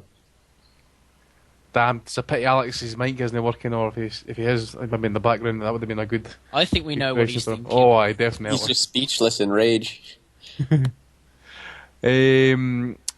Macho Grande Paul was asking, is Rumble in the Humber the worst name for a boxing show in the history of everything ever? No, because it's coming from the same promoter who gave us, Christmas Cracker, London's Finest, Mersey Beat. The list. There's been some. Yeah, Mersey Beat when there was like one Scouser on the show in the end because all the Smith brothers pulled out. So no, there's been some. The Hull ones has been Fighting Pride. That was a Hull show name, which was I think it was North Power was one in Leeds. So there's been some shit names. I think show names in general. It's the point where now people are just ripping off TV shows. So Frank Warren announced the show today, which was basically a rip off of a HBO TV show, literally the same name. So I think the name's a bit pointless, but it's a bit funny. It's got people talking, and the hashtag Rumble on the Humber, that's going to be all over the place on the night. So definitely. I think it's a fight that won't be for us guys. It's going to be very much a fight for the casual fans. Do you remember Frank Warren's The Full Monty? Those are the ones I liked. To be fair, there's been some good ones, and like I said, but the problem is it's just they either end up being very generic, like Resurrection or Unfinished Business, or War. I'll tell you how they get these names. I think they actually contact the British military. Apparently, I don't know if it's the Brits or the Yanks military that does this, but they put a name or something into a computer database and it throws back Operation Anaconda or whatever fucking some shit. I'm sure Matchroom do the same shit with us. All Eddie Hearn does, he phones up Steven Seagal and goes, right, what films are you working on for the next 3 years? All right, okay, so Fighting Pride, good, we'll put that on. That sounds like a good name for a show. Fucking yes, like it. Debo's asking, take Ward and Froch out of the running. Who's your top 5 at 168 and what's the best match in the division? Hard question. In no particular order. I'll see if I can try and take this one up. I would probably say top 5, Ramirez, probably Jack, Stieglitz, Abraham, maybe Groves, DeGale. The best fight I would probably need to go with maybe DeGale Groves rematch. Would you add any of the Darrell brothers in the top 5, guys? No. Andre, yes. Anthony, no. What about Butte? Butte's a light heavyweight now, and plus we've seen more of Haley's comment than Butte over the last year. I think, to be fair, based on his performance, I think you could argue that between DeGale and Stieglitz, because obviously Stieglitz has been around for a bit longer, but I think obviously DeGale's probably got to be behind the big two. I think at the moment, judging by that win over, he has the best win in the division. He has a better win than Groves has, better win than Ramirez has. Probably a better win than what Stieglitz has got as well when you think about it. Yeah, realistically, I think you give it to Stieglitz probably on longevity, but he's been in the rankings for a very, very long time. But I think, DeGale's got that big win, which the others are lacking. Next question comes from Ainsley. Dave, should boxing writers and analysts stop predicting winners of fights and keep constantly showing support for certain fighters, i.e. Jim What the Fuck and Nick Appalling cheerleading, for example? I mean, commentators, absolutely. I mean, it's kind of part of the joke for hardcore fans now. Like, just what would we have to bitch about if it weren't for Watt and Holling on some of these cards? Just we have to have Belly of the Week. So in a way, it's kind of entertainment thing. But professionally speaking, yeah, you want to hear the fight called as it is happening. I mean, especially for casuals, because I think Lampley's commentary and Jim Watts have really confused casuals. I mean, they hear that and they're like, they don't know what they're seeing necessarily. Boxing is a hard sport to learn the nuance of unless you're like seeing like a just a flat knockout. And commentary that's biased and just a mess. It can really confuse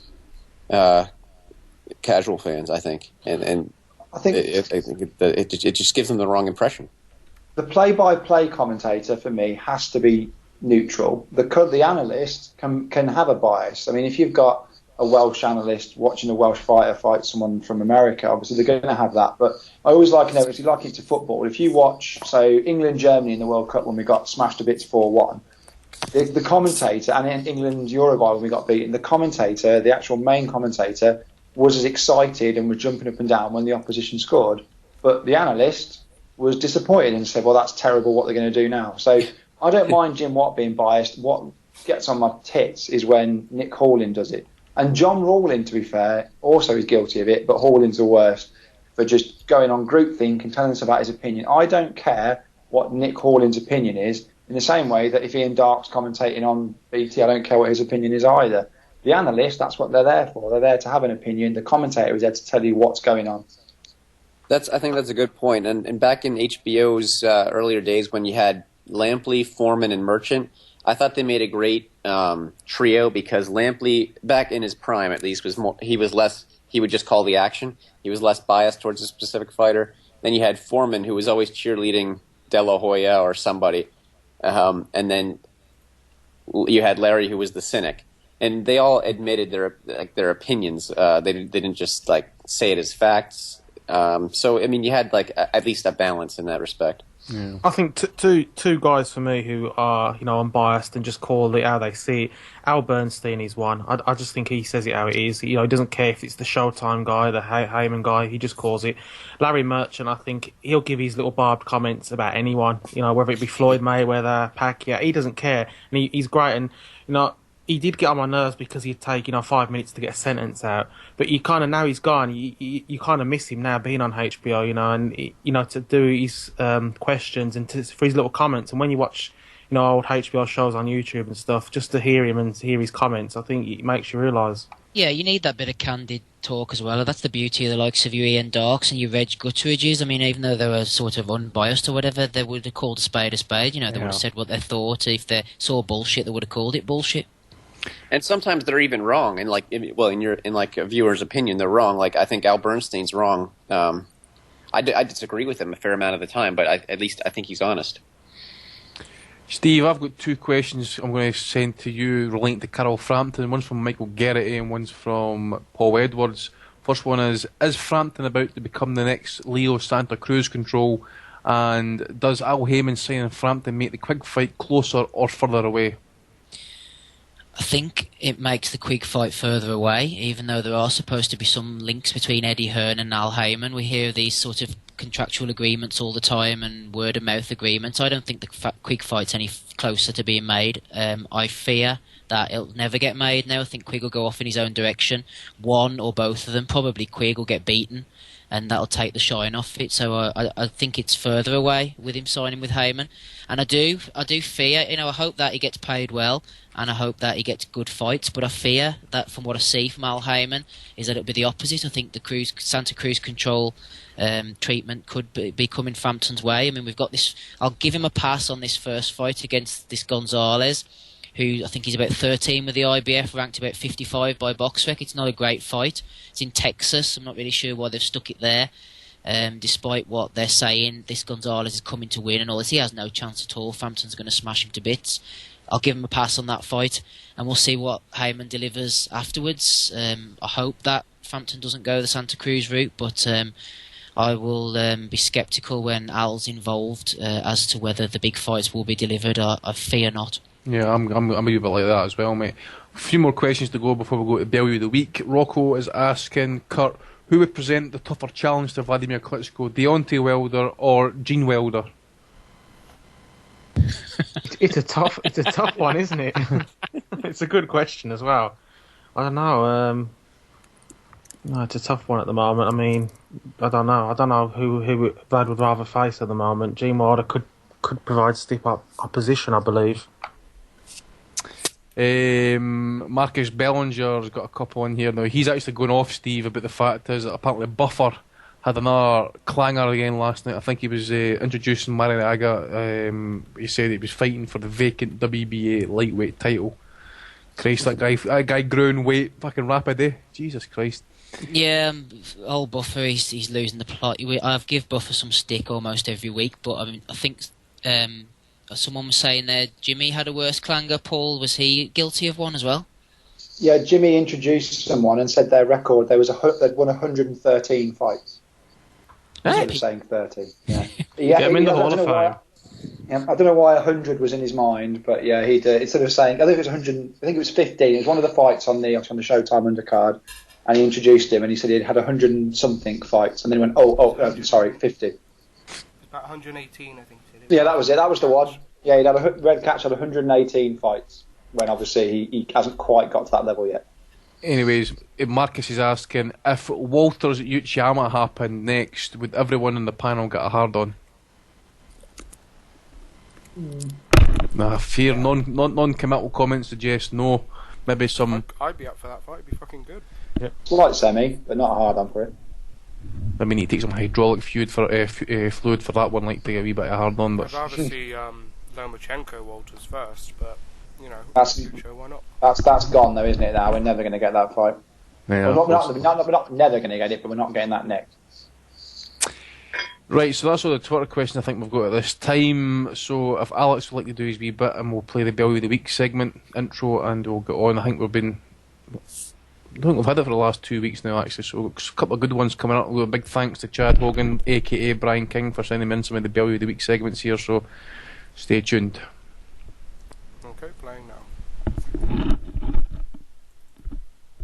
Okay, what's the Bellew of the Week? It's going to happen, mate. We're going to do it. And when we do it, it's going to be vicious, mate. I ain't a man dregsing with the weights. I ain't a man taking the last ounces of my soul on the scales. I've done that before. I ain't doing it no more. You can say what you want. Oh, Bellew's not in shape. Bellew looks fleshy at the weight. Bellew's just iced a man who's never been done before.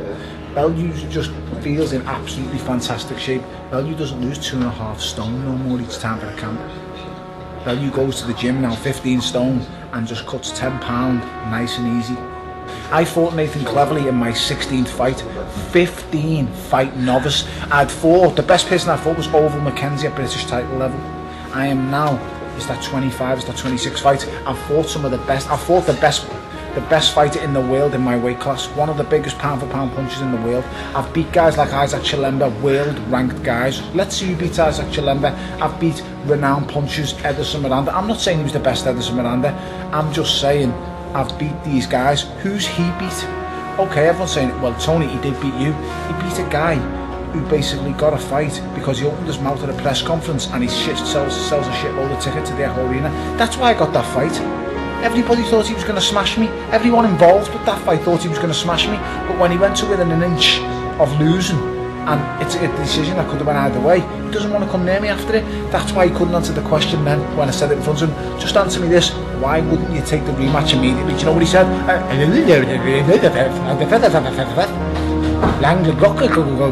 think he was saying what that was train station was. That long word. I couldn't understand what he was saying. I just answered the simple question: why wouldn't you fight me the minute after the rematch happened? He wouldn't fight me because he believed he was going to knock me out, and he just believed he was going to beat me up. And that's all I've got to say about that. Well, let's do it right now. We can do it right now, you fucking rat. Okay, what's the Bellew of the Week? Ladies and gentlemen, here he is. Okay, what's the Bellew of the Week? Okay, Bellew of the Week is back after a 2-week hiatus, and as I say, thanks to Brian King for sending in most of these Bell with the week segments here now. He's got one sitting here about Paul Smith. Now, Brian's comments was, who needs negativity says the most negative man on Twitter. Now, obviously, Paul Smith's got his own kind of blog on the Sky Sports website. He's got one that says, and I quote, "I have blocked a lot of people on Twitter now and don't follow them either. I don't know who they are, where they come from, and unless they come to me and tell me what they think, I'm not going to be following them." Even to the point when people say, I like Paul Smith, but he's going to get beaten by Andre Ward. It's not what I need. It's nothing personal. But who needs negativity going into a fight, never mind against one of the best in the world? A wee bit tad sensitive there, Mr. Smith. There's I shall not be happy with that comment either, by the looks of it. Martin Murray saying on ringside, Carl Froch is the best super middleweight in the world. The pity Adam isn't here because he'd be making the argument that he is when in actual fact he isn't. And it's good to see that Carl Froch again yesterday still came second to Joe Calzaghe.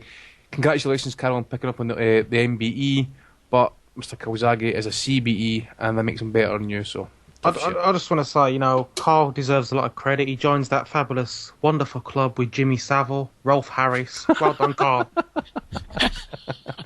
Doesn't Audley Harrison have one of those as well, or has he got an MBE? No, he's Sir Audley. He got knighthood. What did Calzaghe get? He got the CBE, a Commander of the British Empire, which is, I think it's about 2 or 3 up from the MBE or something. The MBE is the lowest one, for what I understand. Does that mean he can actually command a division in the military, or just some kind of honorary? It's It's a kind of honorary grand rank from I don't know, from the Queen. Audley can just command anyone he likes because he's got this huge honour. You're not going to say no to Audley, are you? No, can't say no to Audley. He didn't park anywhere, isn't that about it? So the next one up, I've got Matchroom saying that Quigg beating Martinez would send shockwaves across the division. Now, Brian Farrar last night on Channel 5 saying that Lee Haskins has got a massive fan base. That fight was taken, I think it was in broadcast from a kid's creche fucking area or something like that. I thought it was a kid's school hall, to be honest. Did you see the kids' kind of soft play area where Haskins was warming up? You could see the basketball hoops in the roof as well. It was that kind of venue. So that's Dave Ferrari gets that one. Eddie Hearn saying that Brook against Rios is pay-per-view worthy. Complete shite. I think that's what I've got so far. I know you guys will know. So I've just had Zico send me a comment here on Facebook. Sorry, on Twitter. He's not happy I've not read out his question. I've not got your question, Zico, so send to him again, mate. So guys, you've got any nominations? I think we've got Martin Murray, Eddie Hearn, Paul Smith, and David Farrar, Matchroom as well.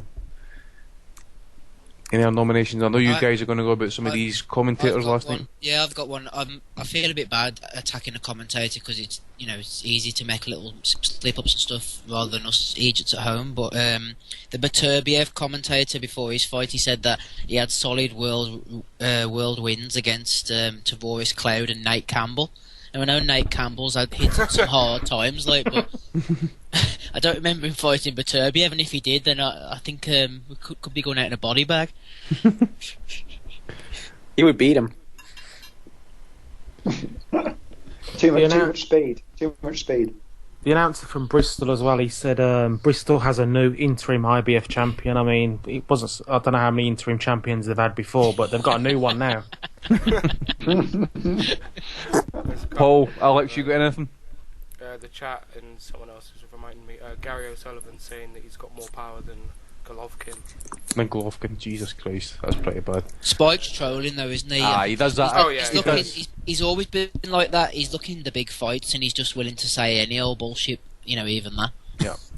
Dave. And apparently, something, I can't remember the exact chain of events, shall we say, but something about Quigg wanting to become, or they tried to get a unification made with, Frampton's IBF belt, and apparently the IBF refused a unification because they don't recognise the WBA bitch belt. Dave, you got any nominations, mate? I'm sure something ridiculous must have been said on the 2 American cards, but I didn't see the full Lara card, and I didn't see all of the Wilder card either. So I don't know. I don't have anything. Okay. So we've got Martin Murray, we've got Eddie Hearn, we've got Matchroom Promotions, we've got David Farrar, Paul Smith. Who else we got, guys, for nominations? In fact, I'm not bored reading them all out. We'll just go to Alex. Who's getting your vote this week, mate? They've come back on me on that after, I think. No worries. Kurt, who's getting your win this week, mate? I think the announcer for the new interim champion. I mean, they just got so many. They got a new one now. That just made me just laugh, to be honest. So we need to find his name just in case he wins this. Paul, who gets your vote, mate? It's going to be Paul Smith for being the world's biggest king of negative, miserable moaning. Couldn't look happy if you gave him £1 million, and then he calls people out on their negativity. The MC's Paul Booth, by the way. Paul Booth. Cheers for that, mate. So it's Paul Smith. That's 1-1. Steve? Yeah, I'm going to agree exactly with what Paul says, actually. I've heard a lot about Paul Smith over the months, about, he's negative and this and that, and on Twitter he's meant to be really bad. And I'm actually looking down a few of his tweets the other week, and you're right, he's just... No matter what anybody says to him, he always seems to take it personally. He's always got comebacks. The most, people can't have opinions on fights if they're different from him. And yeah, I think everything that everyone said is true. So I'm going to go for Paul Smith. Paul Smith. Dave? I'm going to vote for Paul Smith as well. Simply for believing that he actually thinks that some negativity from some tweets is going to be the difference maker in this fight, where he's going to get absolutely wasted. Alex, didn't he say something like he's got the power and all he needs is one punch on Ward and he can win the fight? I mean, I think that's more funnier, to be honest, than negativity. I genuinely think in this fight that Andre Ward could fight with a broken right arm and win it off his jab and his left hook. I think it's one of the... It's gone a little bit under the radar, but we're 7 days away. I think it is now June 20th, isn't it? We're 7 days away from an Andre Ward Paul Smith fight. I mean, just think about that for a minute. It's actually happening on BET. I just think, you got to say, fair play to Smith. Not only is he fighting one of the best fighters in the world, he's a white man fighting on BET. I mean, he's done the remarkable. He's going to be the most hated person ever. It's going to be like a white stand-up at the Apollo. Like, no one's going to want him to do well. Alex, you got a vote now, mate? We lost Alex. Alex's microphone I vote for. Right, no worries. Hello. I'm going to give it to Paul. I'm going to give it to Paul Smith. So, Paul Smith, congratulations, sir. You are the Billy of the Week award winner. Congratulations. Fucking negative bastards on this pod. Who's going to tweet him? I can't tweet him. I'm banned. He's blocked me from following. I don't know if I'm banned or not. I'm going to go and check now. I never tweeted before, so I meant to do it. Just for having a difference of opinion, I suppose. But anyways, guys, before we get to the fight schedule, some news broke last night just before the main event. It is the weekend for the inductions for the International Boxing Hall of Fame. Sergio Martinez has made the right decision, in my opinion, to retire from the sport. His body was breaking down, knees were knackered. He retires with a record of 51 wins, 3 defeats and 2 draws with 28 knockouts. Inevitably, people were mentioning straight away after the announcement, is he Hall of Fame worthy? Does he deserve his place in the Hall of Fame? Now, depending what your opinion is, personally, I think he's maybe not just done enough. I think he's maybe came to the point in his career whereas what he did later in his career has maybe been slightly overrated, but he probably will get in because you think about it, some fighters have been in and they've not really done much more. If you think Barry McGuigan, for instance, he's probably hadn't had the career that like Sergio Martinez has had. You look at the Paul Williams knockout; it's probably one of the greatest knockouts in the most recent history. The Kelly Pavlik fight, a very good performance. He got jobbed against Williams in the first fight, and I do give him a lot of credit for the Chavez victory simply because the guy was given a shitload of weight and height and size against him. It's a shame that his body began to break down. But he's had a great career actually. I was a fan of him. I really backed him heavy against Chavez Jr. Kurt, you were backing Chavez for that fight, mate. Give me your take on Martinez's career, and do you think he belongs in the Hall of Fame? I mean, personally, I would say I don't believe he's done enough. I mean, he's had a great career, but I don't think he's done enough. But in terms of the Hall of Fame, the way it is, that he will get in. I mean, I don't think there's any doubt about it. He will, but I mean, why not Kelly Pavlik? Why not Jermaine Taylor? I mean, to me, yeah, he was the lineal champion, but there's, you know, Adonis Stevenson is the lineal light heavyweight champion. I mean, I just think he's had a great career, but I don't think he's done enough. When he got to the top, I think he was already at an age where he didn't have long left. If it happened 5 years earlier, he could have had some really, you know, even more excellent wins on his record. But for the most part, I just think he got it too late, and he'll get in. But personally, I wouldn't have him in. Dave, the question really is, sorry. So can you? I was going to say, I think that he'll get into the Hall of Fame, but it's a question of whether or not he'll actually get in on the first go, isn't it? I think that's the measuring stick these days. Is if you get in on your first go, then you're sort of seen as, you know, very worthy of it, rather than someone who gets in, you know, 5 years, 10 years later. Yeah, I mean, I just think, Dave, that he got to the top too late, unfortunately. I disagree. I think entirely too much weight is put on the Hall of Fame as though it's some sort of credential that signifies your greatness. I mean, you got Barry McGuigan in there, you got Gaddy in there. It's the Hall of Fame. It's for guys who made a contribution to the sport. In terms of just fans or renown, I mean, it's not just about being a great fighter. If you want a Hall of Great Fighters, make a Hall of Great Fighters. I mean, it's the Hall of the Greatest. I think as hardcore fans, we know who the greatest of the greats are. And I don't know if you'd put Sergio among them. Probably not, based on his achievements, although maybe he could have done more if he got to the top at a younger age. However, I think he absolutely belongs in the Hall of Fame. I've loved his career. I'm a big fan of the Sex Machine. And the Hall of Fame is not the Hall of ATGs. It's a hall of popularity if a Turugati gets in.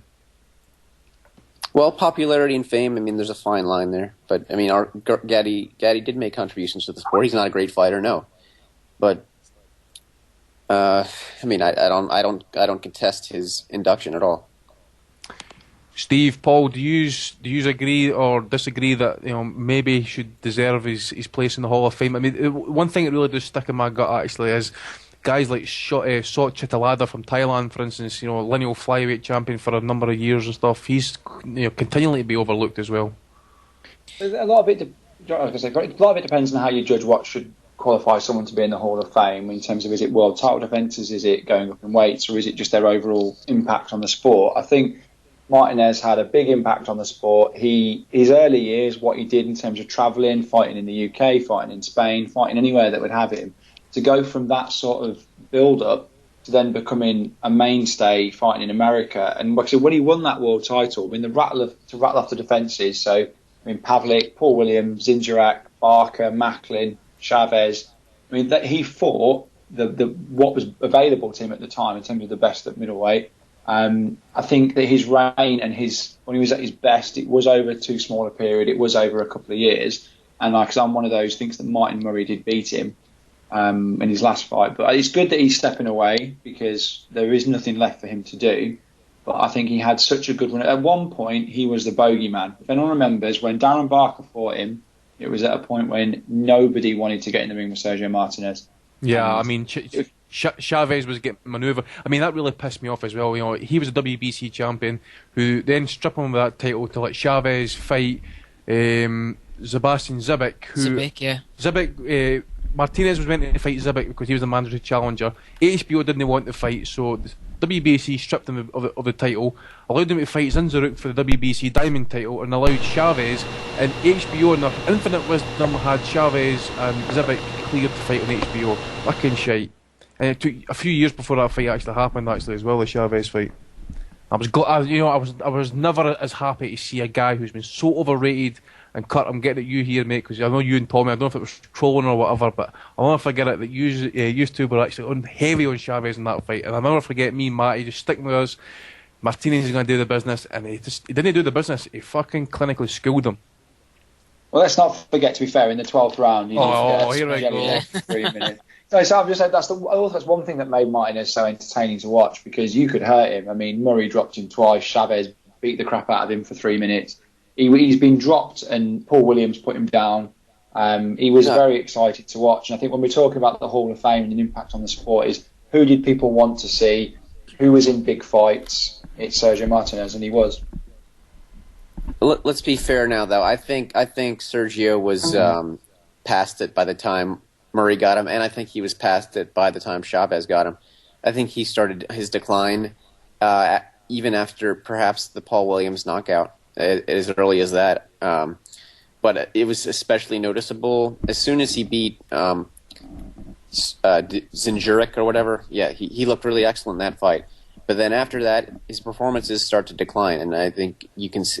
I mean, there's a definitely noticeable decline in his legs, his power, pretty much everything. It's just it's too bad we never got to see him at top level in his actual prime.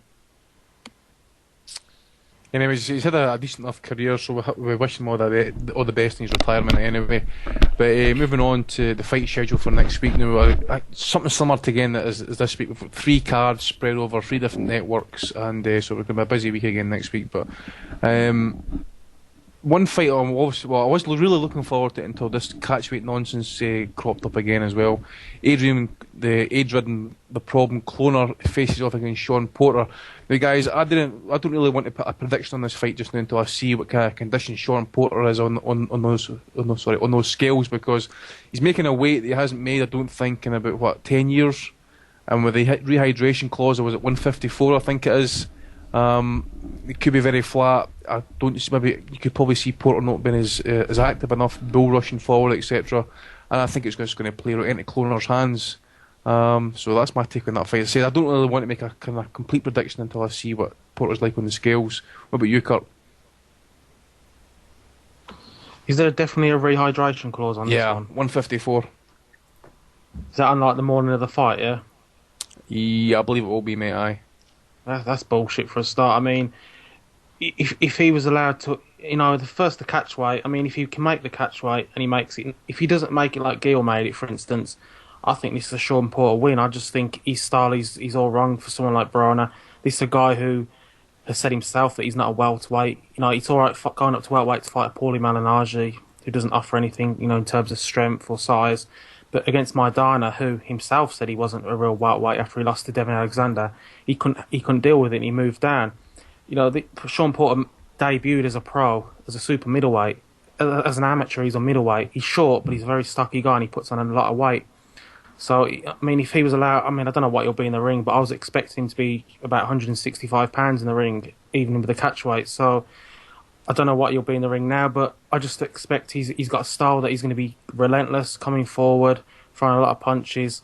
Broner, I don't think will be able to clinch him the way Kell Brook did. Kell Brook showed he was a lot stronger than I thought. Broner, he's flat-footed, and I just think, Porter's got the style to outpoint him and maybe hurt him as well. So, I just think Broner, again, he's in a bit of a lose-lose, because even if he looks good with the catch weight and the rehydration, people are going to say, well, fight Porter at 147 and it's a different fight. So it's a shame, but it's a good fight and I'm glad it's happening. Fuck the catch weight, guys. Fuck the catch weight. Fuck the rehydration clause. I mean, would you want to see Porter just say, fuck this, I'm not going to bother with the catch weight? Or is he going to do what Daniel Gill did and drain himself down to the inch of his life? Yeah, if he signed a contract to fight at that, then he should fight at that. I think it's simple. If he's agreed to do it, whether you could argue the rights and wrongs, it's the same situation as Gale. Gale agreed to fight at 157, so if Gale showed up above that, then he should be penalised. If Porter's agreed to fight at that weight and he comes up over, then yeah, he should be penalised for it. Whether you think it's wrong is a different story. Yeah, I don't care about right and wrong when you're fighting a granny beater. It's just, as Andy calls him, a walking abortion. I'm telling you, he should have been donated to fucking medical research, that guy, by the way. Honest to God, he is a complete and utter cunt of a human. Oh, I'm not going to get it started. When you go, Dave, sorry, mate. If Porter just screws the rehydration, do what Floyd did against Marquez, do what Broner's done against some of his opponents when he's missed weight. Just say whatever, pay the penalty, beat the shit out of him, do it. Because I agree. I don't think if this was at 147, would anybody even be giving Broner a real chance? I mean, I think he'd be a significant underdog. Paul? No, I think Broner beats him. I think the problem with Broner is that people look at the Maidana fight a lot, and like I said, Maidana has proven that his style is an absolute mare for people who struggle and want to be able to out-technically box someone. Maidana just swarms people. I think that it's easy to look at his personality and it's easy to look at what he does outside the ring. and judge him and say, well, yeah, he's a joke. But let's not forget, he's technically a very, very good fighter. Sean Porter was shown in that Kell Brook fight to be as raw and as lacking a jab as any fighter I think I've ever seen. So Broner may not be a proper welterweight, but this isn't a proper welterweight fight. And I really think that Broner wins. I think Broner wins comfortably on point. I also think it's going to be absolutely dire. Not to put people off watching it, I just think it's got the potential to stink, that fight. Steve, you agree with that fight, mate? Stink, mate? Yeah, I'm not sure it'll be that bad of a fight, but time will tell. I'm agreeing with Paul on the winner, though. I see Broner winning this one. I don't think Porter's going to beat him. I know a few people are drawing comparisons between Maidana and that, but I think Maidana has a little bit more nous about his work than Porter. For a guy who's fighting at world level and has supposedly honed his craft for all this time, Porter's as sloppy as hell. He does a lot of things badly. And I think Broner will be too skillful for him, and I think Broner will win on points. I don't see Porter beating him. Also in that card, Errol Spence Jr.'s, well, I'll probably say it's a step up anyway. He faces off against Robert Garcia in a 10-rounder. Now, Garcia, I think he's on an undefeated run there for about 5 years now. Actually, his last defeat was against Margarito. I think that was Margarito's first fight back after the suspension, I think, for the Mosley fight. So it might be a decent enough fight to see where Errol Spence Jr. is. And he is getting a lot of hype, so it'll be good to see how he takes that one on. Andre Ward, Paul Smith coming to us from the Black Entertainment. What's the name of that channel again, Dave? That is it. Black Entertainment TV, I think it's called. You're asking me, Bet TV anyway. Andre Ward makes his return anyway, sorry I should say, after 2 years out the ring or something. I think his last fight was against Edwin Rodriguez in November 2013. He'll face off against Paul Smith, who should be at middleweight at a catch weight of 172 pounds. So the question is this: does Ward?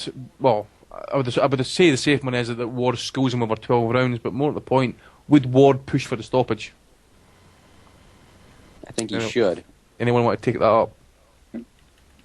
Ward is kind of known for not doing what he wants to do, for not doing what would best help his career. Because I think he has that mentality where he knows he's the best at the weight, and he thinks that means everyone should come to him and obey his demands and all that. The problem is he's not a huge star. So in this case, I think he really does need a big performance here and to look good. I don't know if he knows he needs that, or if he's willing to bend his pride and say, yes, I do need to look good here. What do you think, Alex? I think that Ward turns him into Gerald McClellan 2.0. Paul, Jesus. See if you can save it. Wonder if Glenn McCrory's got the same opinion on this week's ringside coming up. I think that, the thing, Paul Smith won't take a sustained beating because he doesn't have the ability. I think he'll take, if Ward throws a proper shot, Ward will knock him out with a single punch in the same way that, De Gale hurt him and stopped him in 9. George Groves took him out with a right hand in 2. He's not at this level. If Andre Ward doesn't stop him, if I'm HBO or if I'm one of the other networks, I go nowhere near him. What is the point in a guy who's coming back? He's here to make a statement against somebody who, fair play, we've all said, well done to Paul, he's taken the fight, good luck to him. But if he cannot stop Paul Smith, well, maybe not good luck to him, but, he's taken a fight that a lot of others don't. Taking a fight that Carl Froch hasn't taken. Or taken again. So if he doesn't stop him, it's a joke, and let's just not bother with Andre Ward ever again. No pressure on him. I see Ward was getting on at Golovkin and stuff like that. He says he's had numerous times to take the fight and stuff, but this is a guy who's actually wanting to make rematches against guys that he's actually defeated quite convincingly, He doesn't do ironing that pretty well.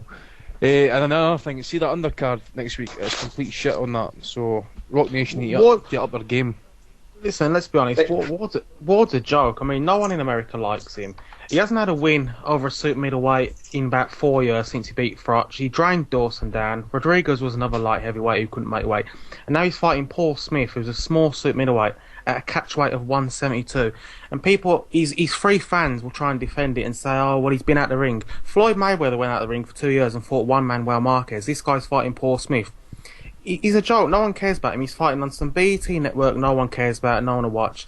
This guy thinks he's a star. He's got some great wins on his record, but that doesn't mean you're a star.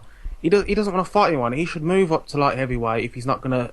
Because the super middleweight division is barren now. That's dead. He should move up to light heavyweight.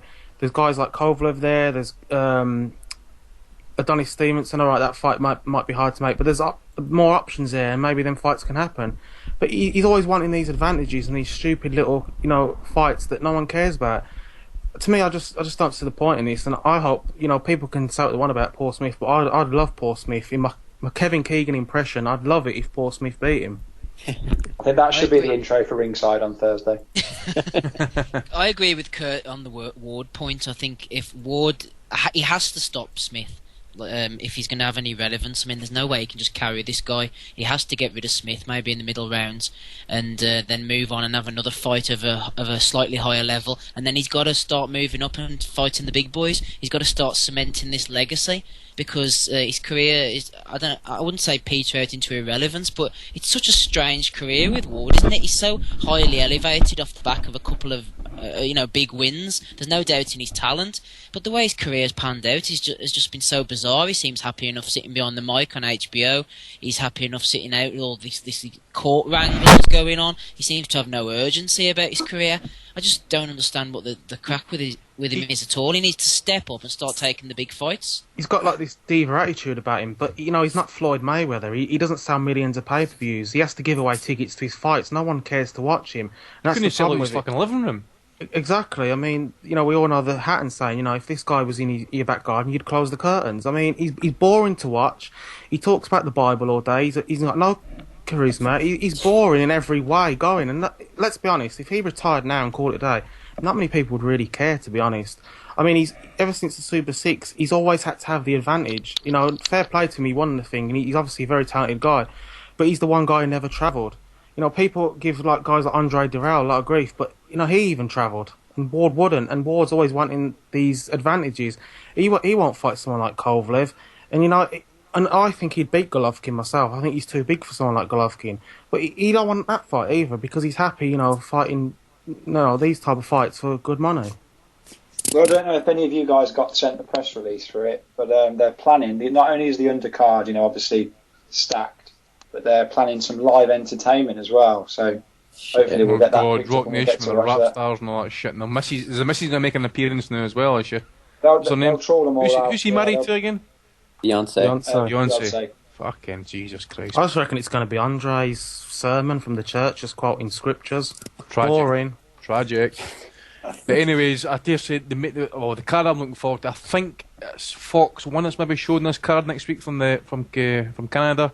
David Lemieux against Hassan and Dan Majikam. Now, for some odd reason, I have no idea why HBO didn't pick up this fight in an attempt to kind of push it and hype it as the winner takes on Golovkin or whatever. Pretty poor, I felt, from. I think they're having HBO. I think they've got problems with Lemieux's ex-promoter, because I think he's left, hasn't he? Has he signed with Heyman or Golden Boy? Golden Boy's Osprey's with. Yvonne Michelle. I think HBO. Yeah, I think there's a problem with HBO and Yvonne Michelle, so they've just said, fuck the fight. Right, no worries. Let's see back.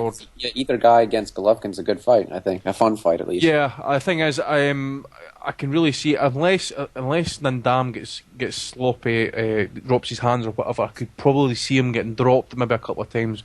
I think he has got good powers of recovery. He has got the skills. I could see him outboxing Lemieux, who is still one-dimensional. I think Kurt and I spoke about him at length in some podcasts before and stuff.